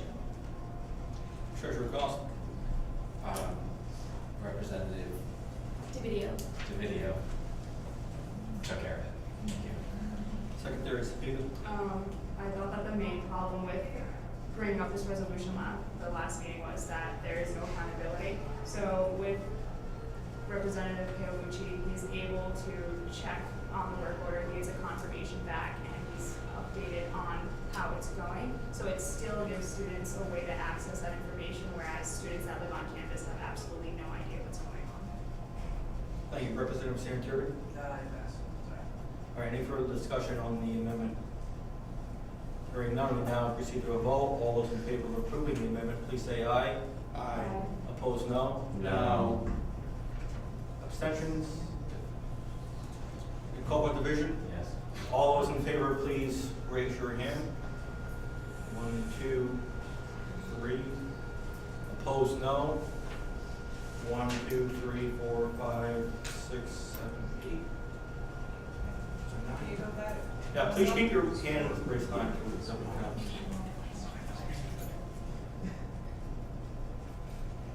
Same here. 10. Abstentions? Representative Holman abstained, so was it 3 to 10? 3 to 10. And the amendment fails by a vote of 3 to 10. We now continue with discussion on the main motion. Next on the list was President Smith. I'll go on. Well, this is like 10 minutes ago when I raised my card with this. However, Representative Paolucci asked a very important question. What is the point of bringing such a resolution to the body? What can we as students do? And the reason I brought this before the body is what we're doing right now. So we can have a larger discussion of it and raise the fact that this is an issue on campus at large to students, period. This is one of the things all of us as club members and perhaps members of residence halls know. And by showing this and having a discussion about it, we're acknowledging it. It's something we all know, but it's one of those things we never really talk about. And that is why Representative Paolucci, I brought it as a resolution. The best way to get this discussion started, as all of us know from last meeting, in this body and on campus, the best way to ignite this issue is to bring it up in the form of a resolution for a problem. Thank you, Mr. Speaker. Thank you. Next on the list is Representative Rosario. Pass. All right. Representative Santori. Thank you, Speaker Lima. So, what I'm noticing here in the conversation is there's a huge knowledge gap that kind of exists based on what people know and don't know. I'm just going to yield the floor to a question to any resident student, maybe Treasurer Compton or Deputy Speaker Prellin. I think the key thing that I've noticed is this is just an how do you pronounce it? Adirondack. So when your students when students submit this work order, they can't see what happens to them, correct? Okay. So I think that this resolution does serve a purpose in that sense then, because, obviously through the complaint works very hard trying to get every single thing done. There's probably many complaints, many rooms here. There's always stuff breaking, unfortunately. But I think that it's good for students, and I advocate for this before, for meetings. I think it's very good for students to be able to see, what's going on with their work order, because I think it would help also create better, not just transparency, but just better relations in general between the people who work here at the college and who work on these work orders and the students in general, because there's a lot of, I can guess there's some, animosity, we want to call it, by some students who feel like, the people who fix their stuff or put work orders in for them, they don't really, appreciate or like the fact that, it takes forever, So I think that, students can find out, maybe it's my hall director, right? Maybe it's my hall director that's, messing up, so maybe I shouldn't blame physical plan. I think that's gonna help, rectify a lot of the issues that we're currently seeing. But I think that, in terms of clubs, obviously, Staff Representative Paolucci has that pretty much on I guess you call it lockdown. But obviously there are times it's not here, but I just think that, I think the main point of the resolution, maybe I'm wrong, is just that students should be able to see what's going on. That way, there's a lot less confusion, a lot less anger when it comes to these things, because I'm sure if just a quick poll of resident students here in the room, raise your hand, how many students you know who live in the dorms who are kind of upset a lot when something doesn't get fixed very quickly, and automatically stop blaming physical plan or someone else on campus because they feel like their needs aren't really being addressed. Like quick, I don't know how many of those students are out, but if there are, just raise your hand if you have felt or seen that way, or maybe felt that way yourself. Could you restate it, please? Sorry, just if you ever seen another student or yourself perhaps feel anger towards physical plan or just college in general because they feel like their stuff isn't getting fixed fast enough, is my point. And I think that, again, it's not like that. I think that it's a very easy solution here. I think that, just as students at least know that the college cares, that it's being worked on in some capacity, at least then it can alleviate a lot of the issues. So that's all I have to say, Mr. Speaker, and thank you. All right, thank you. Next on the list is Deputy Speaker Brown. First of all, I'd like to thank one of the members of the Secretary for first bringing this to my attention at the beginning of this semester, or last semester. It's a brilliant idea to bring forward. It's obviously sparked great discussion. Something else that was actually brought up at the PECAC today was that not only do we believe that students should be allowed to view their work order, but give some sort of comment on whether or not they're satisfied or unsatisfied with the work order. Because if it says that the work order was completed and they go into their room and their heating still is not working properly, then they should be able to check on that box saying, no, my work order was not fixed properly. So is this something that we should explain to the outside software company, or is this something that we should add to our resolution? I'd like to yield the floor for maybe an opinion on that as well, if I can do so. Yes, but you have to, I think, Trevor Dawson. Correct me if I'm wrong. I feel like a resolution is the first step. And then when it came time to, if movement was being made on this, where we could draft something more formal that says like, this is something we would like to see after this resolution. Like, after the resolution is passed, if the college came to us and said, yes, we'd like to bring this forward, what would you like to see on it? That's when we would say, we'd like a satisfied, unsatisfied box instead of in the resolution. Okay. Yeah. Okay. To answer your question. Most of yours. Mine? Yeah, that's. All right. Next on the list is Representative Rock. I feel as though the resolution sort of, it lacks sort of the spirit of sort of the second half of the important issue here, which is, as Representative Crowley brought up, the adequacy of how they went about fixing it, whether it's, like done well, or if it's sort of just like a temporary fix, slap some duct tape on it. Like in my suite, still currently happening. The toilet has just been like constantly flushing for days now, which is wasting such an obscenely large amount of water, first of all. But also, now we don't have that toilet. Their fix was sort of just closing the stall and putting out of order on it, toilet still flushing away. 8 people, it's not fun sharing one toilet. So I just feel like there should be more direct accountability between the students and the people fixing it, which I feel like the resolution addresses in terms of tracking it with work orders, but I think that it should also be just in the manner of how it's fixed and how well it's done. That should be addressed as well. I don't specifically have any friendly amendment to make, but that's just something to think about. Thank you, Representative Locke. Just going back off of what Representative Rush said about just putting up signs. Last semester when our bathroom floor flooded, giving us about, I'd say like an inch or 2 of water, they came in and put just signs all over, signs on our sink saying, please don't use. It was out of order for like a week that we couldn't do anything. And currently our shower, one of our 2 working showers is clogged. And it, again, like the water eventually becomes like ankle deep and it's just disgusting. And I've put in a I put in a work order and, yeah, I don't know anything about it. All right, thank you. Representative Hurd? I would like to make a friendly amendment to attempt to make this more clear and to the point, because we'll be arguing about the direction that the resolution should be taking. For the last paragraph, I would like to amend it to say, be it therefore resolved that the Student Community Government Incorporated advocates for an online system to check the progress and status of work orders in relation to any college building and improvements to the Adirondack system used by resident students. I think that would cover both of our focus groups here, be it clubs as well as the resident students, because while it is symptoms of the same problem, they are slightly different symptoms. Can you restate that, please? Yes. Be it therefore resolved that the Student Community Government, Inc. advocates for an online system to check the progress and status of work orders in relation to any college building and improvements to the Adirondack system used by resident students.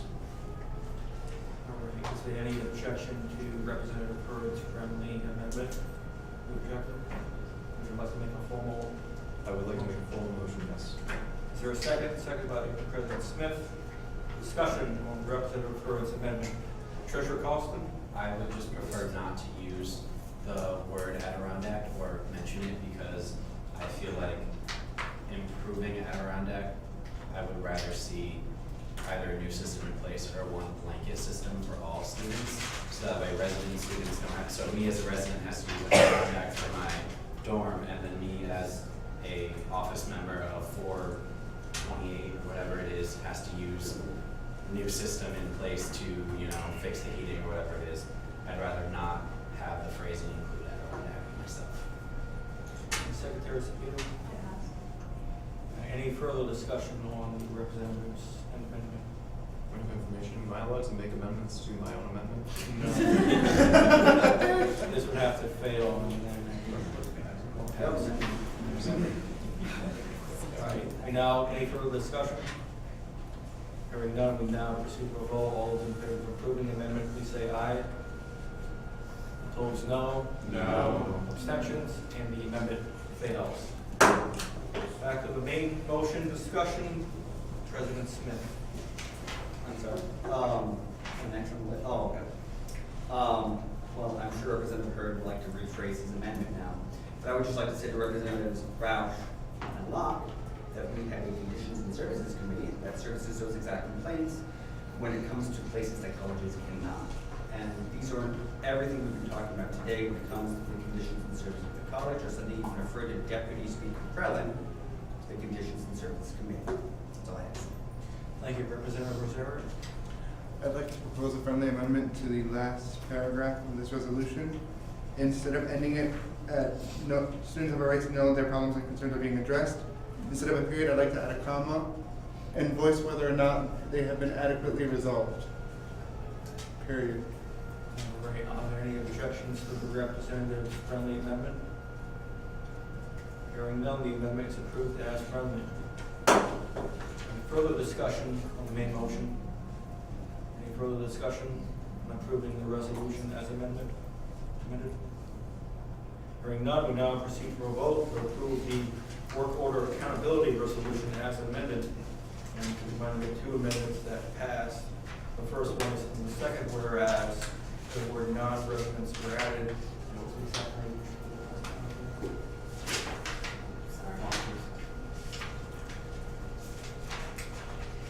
We have for the last paragraph, be it therefore resolved that Student Community Government Inc. advocates for an online system to check the progress and status of work orders students submit through their college employees.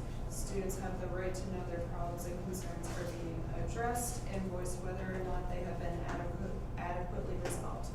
Thank you. Hearing no further discussion, we now move to a vote to approve the resolution as amended. All those in favor, please say aye. Aye. Opposed, no. Abstentions, and the resolution is approved as amended. We now move to student representation on search committees resolution. President Smith. Me again, guys. What you have before you is a resolution advocating for student representation on certain committees. As many of you may or may not know, we have a lot of intern positions on the college. Someone saying an egregious amount. To make these hirings permanent, or find permanent hirings for any of these positions, the college has to run through a search committee process. Usually there's really no college policy on search committees. There's nothing written down saying it has to be made up of X amount of faculty or staff, even students. Students aren't even usually told when permanent positions are being sought for many positions on campus. For instance, we're in the final stages of hiring a final candidate for library, director of the new library. Dr. Rice is leaving at the end of the year. I think her retirement is effective end of June. But many students do not know what is going on their own campus and part of their own community until perhaps an email comes from Dr. Kane, keeper of the emails, about a community open forum to meet the candidates. And even then, by that point in the process, many students just don't care or even read the emails. So in the interest of students taking an active part in the larger college and the larger campus community, I wrote this resolution advocating for stronger student representation on search committees. And it's not automatically guaranteed that students are even on search committees. We have one student on the search committee for the new president, which I think is atrocious, considering there's about 1,000 faculty, maybe a couple more hundred more staff, but there's how many thousands of students here on campus who will be affected by whichever direction the new president sees to take us. That is all I have to say about the resolution, Mr. Speaker. All right, thank you. You made a motion to approve. Is there a second? Second by Treasurer Costin. Discussion on the resolution to, yes, Representative Locke. I agree that student representation is an important thing, but at the same time, it boils down to the qualifications that students have to make good judgments on whether it's a good person. Like, I could think someone is a very good candidate and voice my opinions all over the place, but someone who's well more versed and knowledgeable about, say, the new vice president of finance is better suited to be on that committee because they know more about it. Thank you. Treasurer Costin. I like that. But I have two friendly amendments I would like to make. The first one is the 1, 2, 3, 4, 5th, whereas should be bolded. Take them one at a time. Are there any objections to the Treasurer's friendly amendment? Hearing none, it is approved as friendly. The second one is in the be it therefore resolved section. The last sentence, any college employee who does not care for student input or opinion is not a college employee worth employing. I, in my own personal opinion, feel that is very blunt and very harsh.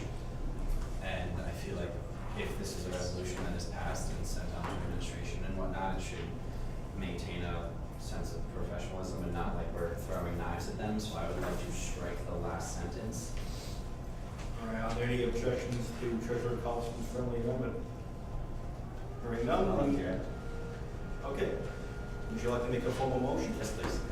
Motion by Treasurer Costin, second by Representative Locke. Discussion. President Smith, any discussion on the? We're a public college. I will speak. We're a public college. I think student advocacy is this body's job. We just got done having a wonderful conversation with Dr. Schmeling about how perhaps the state does not want to fund non-traditional students. That for many people, myself included, I'm a first-generation college student. I have heard from many staff and many faculty, particularly with regard to President Taylor's comments in last semester's anchor about how the staff is stressed out from the students. I would argue, since the function as a whole for a college in America today is to all lift ourselves up to a better opportunity, that any college employee, or staff or administration, it does not matter to me, this may be in my opinion, and it may be too blunt, if you're not here for the students, then you shouldn't be working at the college. That is solely why I added the last line, and that concludes my statement, Mr. Speaker. All right, thank you. Further discussion.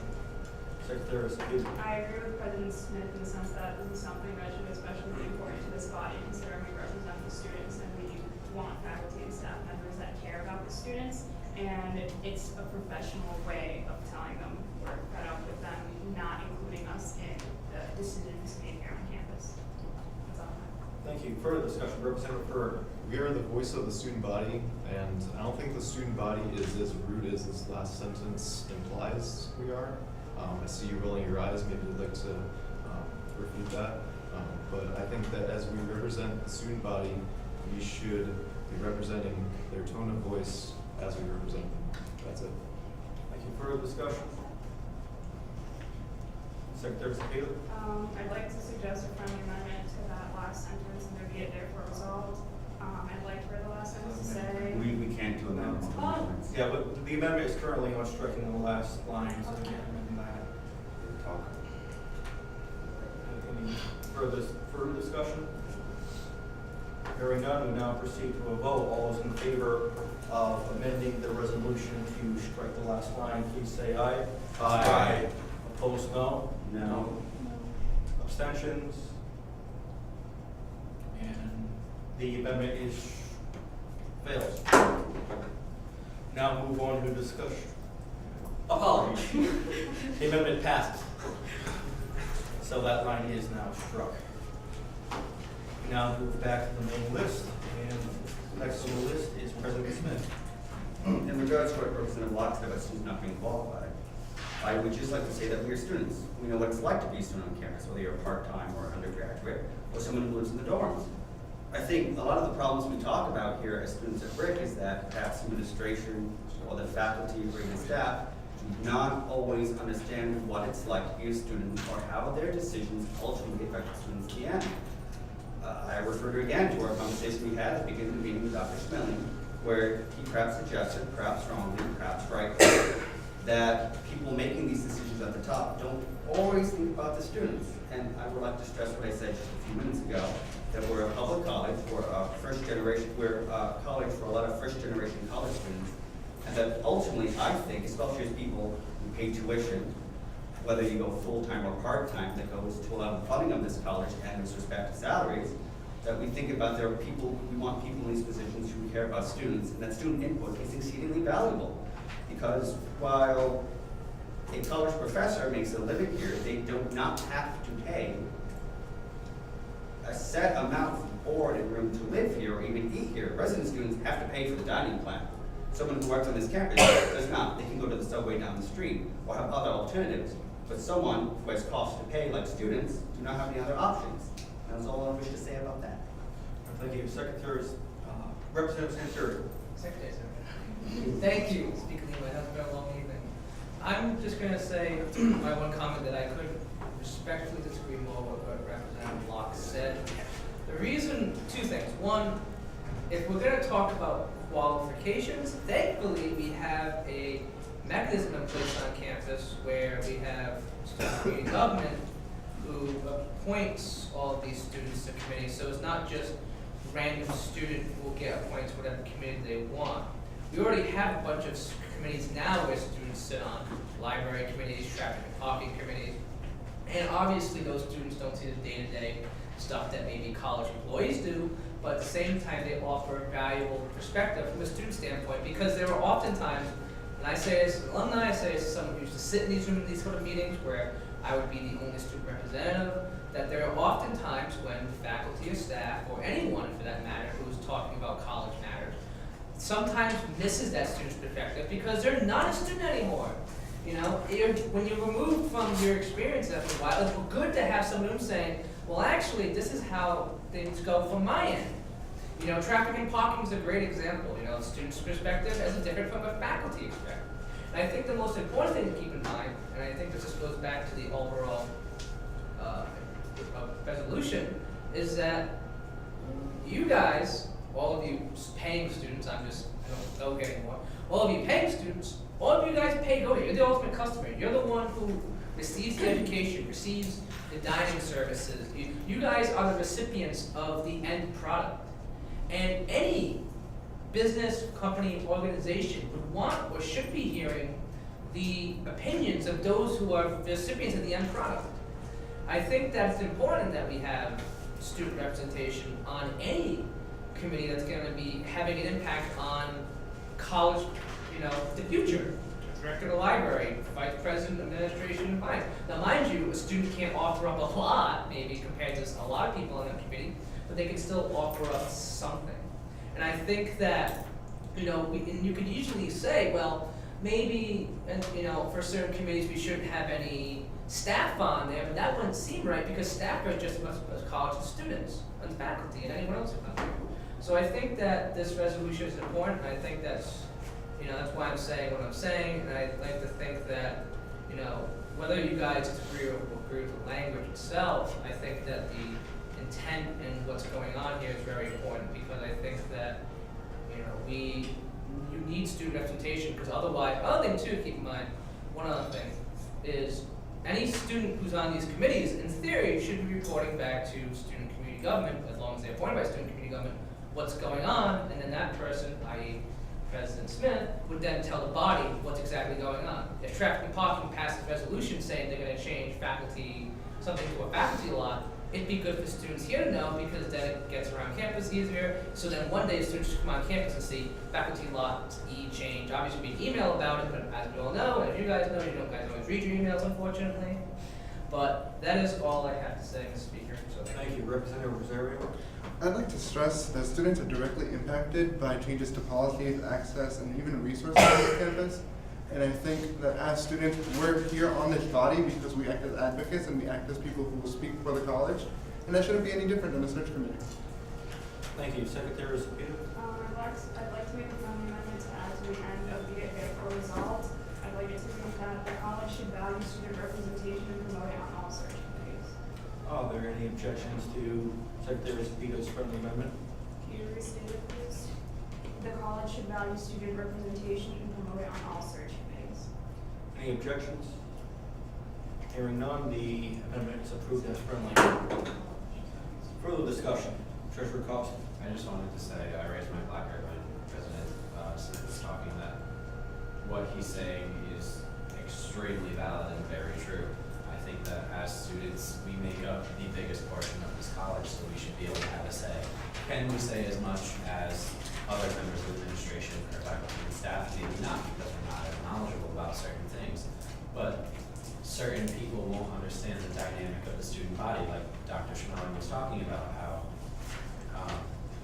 people who want us to change things about the regulations of RIC don't understand that we're mainly a commuter school, who a lot of our students work during the day and they have kids to take care of and things like that. So the representation of students on search committees could be extremely valid, because we can offer a side of the story that administration or faculty or staff may not be able to. So I'd just like to agree with Representatives Rosario, Santori, and Smith.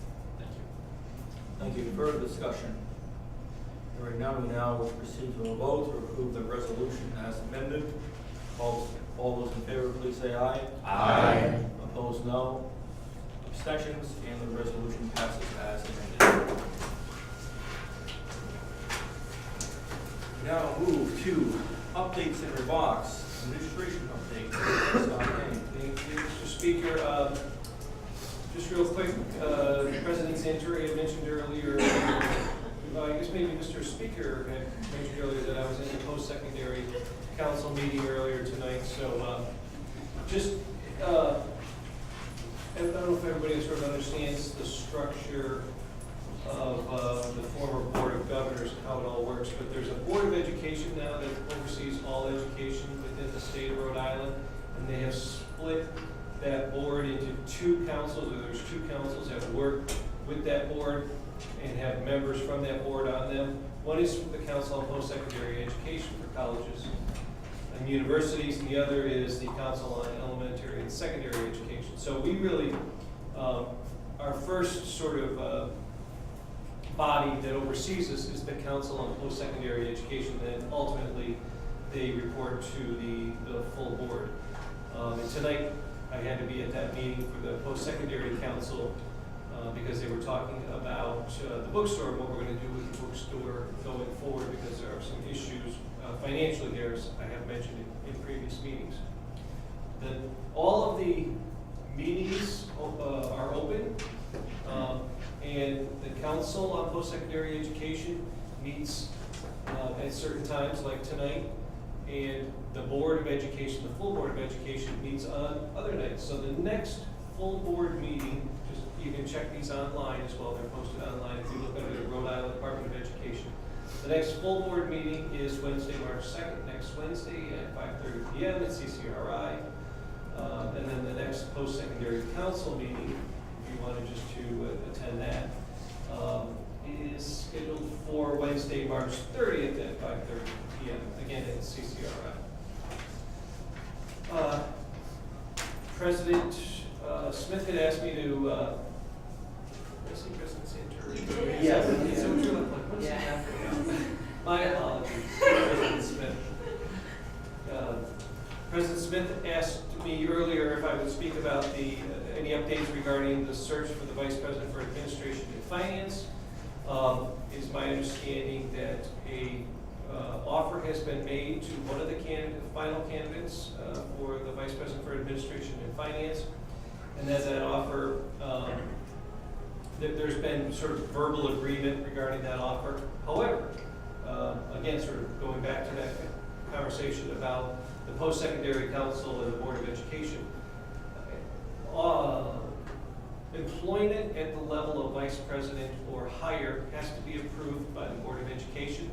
So that verbal agreement now has to be taken to that Board of Education meeting next Wednesday for approval before it can be finalized. So I don't know what will happen there. We hope that the board will be in agreement with our selection, but you know, there's no guarantee with that. So we're proceeding cautiously, but perhaps we'll have an answer by next Wednesday night. And then finally, germane to some of the conversation that was mentioned tonight, you may know that the college is currently hiring the director of the dining center position. That is one of the many interim positions the college has and has been filled probably for the last year and a half on an interim basis by Mr. Arthur Patrick. So we're looking to fill that position on a permanent basis. And there is student representation on that search committee that was appointed by President Smith, not President Santuri. And then finally, I don't know, is anybody here a product of the College Upward Bound program, which is really sort of a high school program, preparatory program for college? Well, so we have this program on our campus called Upward Bound. It works with high school students to prepare them for college and going off to college, and really sort of that's kind of their main push. Our director of that program, Ms. Mariam Boyajian, is retiring effective in March. She has been at the college for Ever. It's like 43 years. I know she was a graduate in 1970. And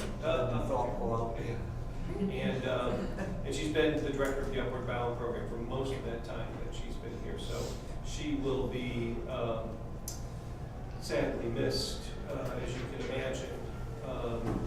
But obviously the college needs to work to find her replacement, and I'll update the body accordingly as that process proceeds. Thank you. Those are my remarks, Mr. Speaker. Thank you. Faculty update. Dr. Michelle Goodman, I believe you're standing even. We now move on to staff update. I'll just be quick. I'm sorry I missed the last meeting. I heard from Mary that it was very exciting. And tonight's meeting too. Very good discussion about a lot of topics.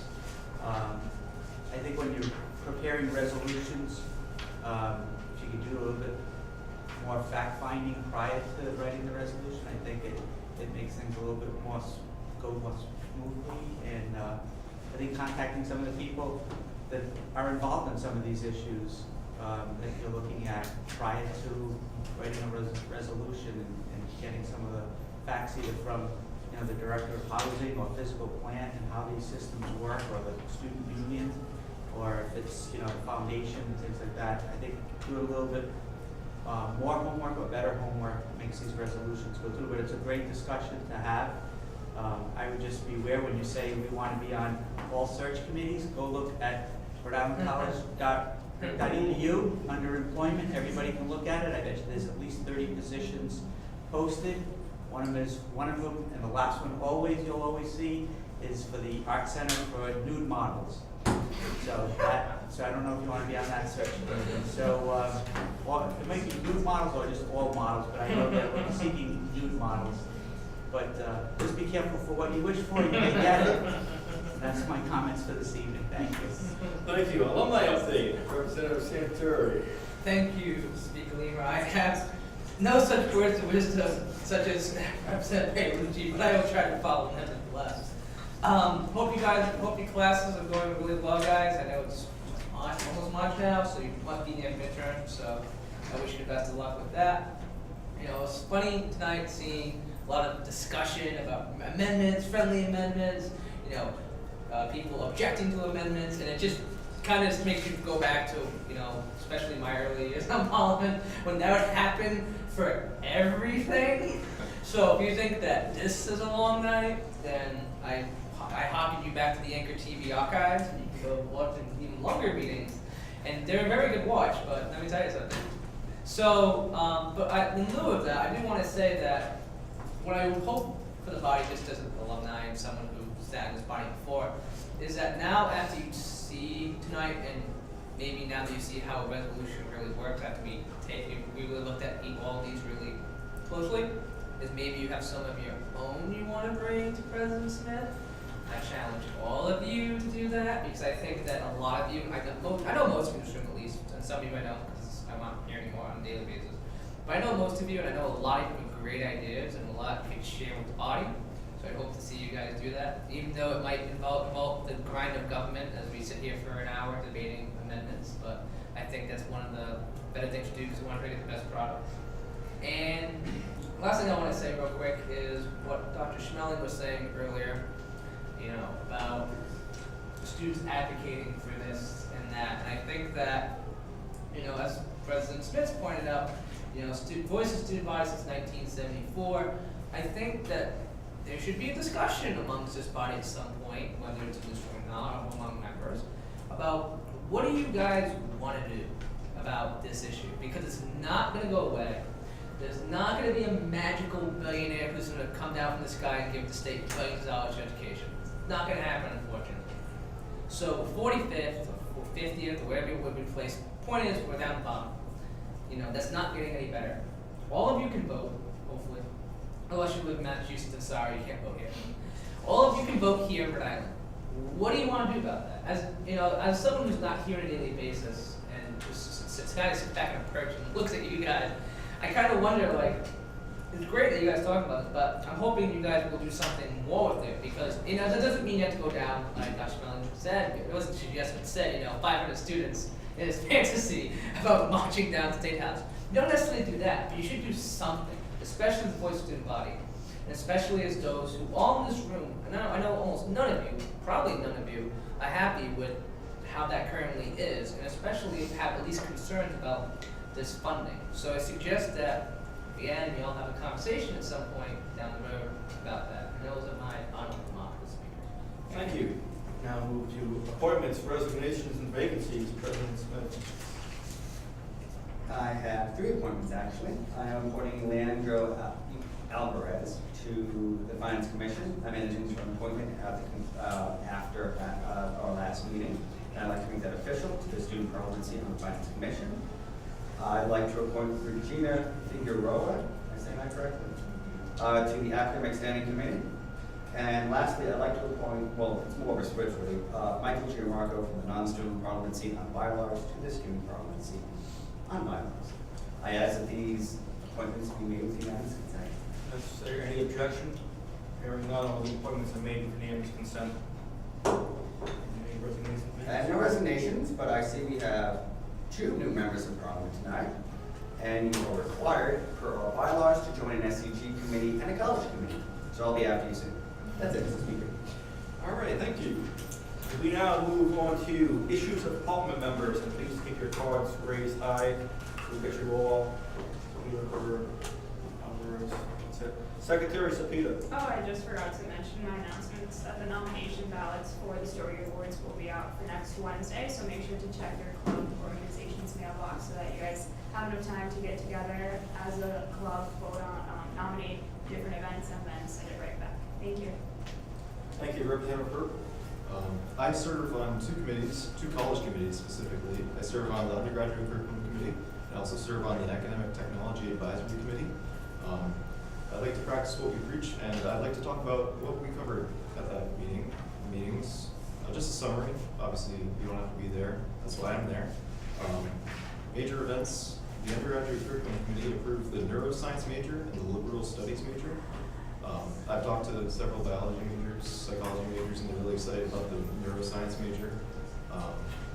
And one last thing I'd like to talk about. I'm interested in making a resolution about furnishings around school buildings. While I was in the Kaufman Center at the undergraduate technology, no, that's wrong. The Academic Technology Advisory Board, whatever. I was there, it's in the Kaufman Center, and I made a list of things that I saw in the boardroom. Wood paneling, a gold grandfather clock, an aesthetic fireplace, Wow. gold framed paintings, real wood tables, and fancy wood chairs. And if you go to any academic building, including this academic building, you will find none of those furnishings. So if you would like to co-author a resolution with me, obviously research it well, and bring it to this body, I would be happy to do so. Thank you. Thank you, Representative Alvarez. Alright, so last meeting I said something about Sweet Hall, and it says here that I said that I share a single bathroom with 7 people. I don't share a single bathroom with 7 people, but there are 7 people sharing one bathroom in Sweet Hall. That's what I was trying to say. And one more thing, when you were talking about the search committees, I believe that professors can offer student extra credit as to motivate them to go to search committees, and I believe that's one thing that we should do here already. All right, thank you. Further issues, Paul members? I have one, actually, Deputy Fellow, sorry. I want to thank President Smith for bringing the resolution to the table because it sparked a fantastic conversation for tonight. I want to thank you all for being so passionate about them because you obviously care a lot about these issues. I care a lot about these issues. So the fact that we were going back and forth, bit of rhetoric to the banter going back was absolutely fantastic because we got to the sole problem that we all wanted to fix. And we just got down to it, and that's what we're here for. So the last thing I have is that all of our points are valid. All of our points come across with respect. And all of our points should be made, so if you have anything else that you want to say in these points, please keep your ears open, please gather your thoughts, bring in pen and paper, think about what you want to add to these points, because there are things that came up today that were brilliant to these resolutions. So that's all I have. Thank you. Next is Representative Lima. Just a few things, not to repeat too much of what Secretary said, but it was great to see a lot of contentious debate, and thank you for sticking with me as the speaker, and it was really, really great to see, not today, But aside from that, I'm also a member of WXIN. We're having an event tomorrow night at the Spot on the Ground. Come out if you can. I'll be DJing along with some others, including him over there, I think Robbie Rhodes. And aside from that, I'm a member of the chess club as well. Including most of the e-board of that is in this room as well. And we hold our meetings every Tuesday at 5 p.m. In the Student Union Cafe, so come on down to that. And that's all I have. All right, any further issues with Parliament members? Hearing none, there's only one motion in order, and that is a motion to adjourn. Motion by Secretary Skeeter, second by Representative Byrd. All those in favor of adjourning, please say aye. Aye. Opposed, no. Abstentions, and we are adjourned. Please stay seated and silent for roll call. Robert Smith. Here. Maria Skopasnik. Here. Lori Cepeda. Here. Noah Karsten. Here. Thomas Lima. Here. Shane Crowland. Here. Leandro Alvarez. Here. Gilbert Ferris. Luisa Zervidio. Here. Brady Perzoco. Michael Giamarco. Here. Nicole Cerrutia. Here. Emma Holman. Here. Patrick Hurd. Here. Joshua Locke. Logan Roush. Here. Jose Rosario. Here. Kenneth Salhini. Jason Windrow. Here. Scott King. Here. Michelle Broken-Bierman. Mark Pialucci. Here. Robert St. Clair. Here. Thank you. Good night.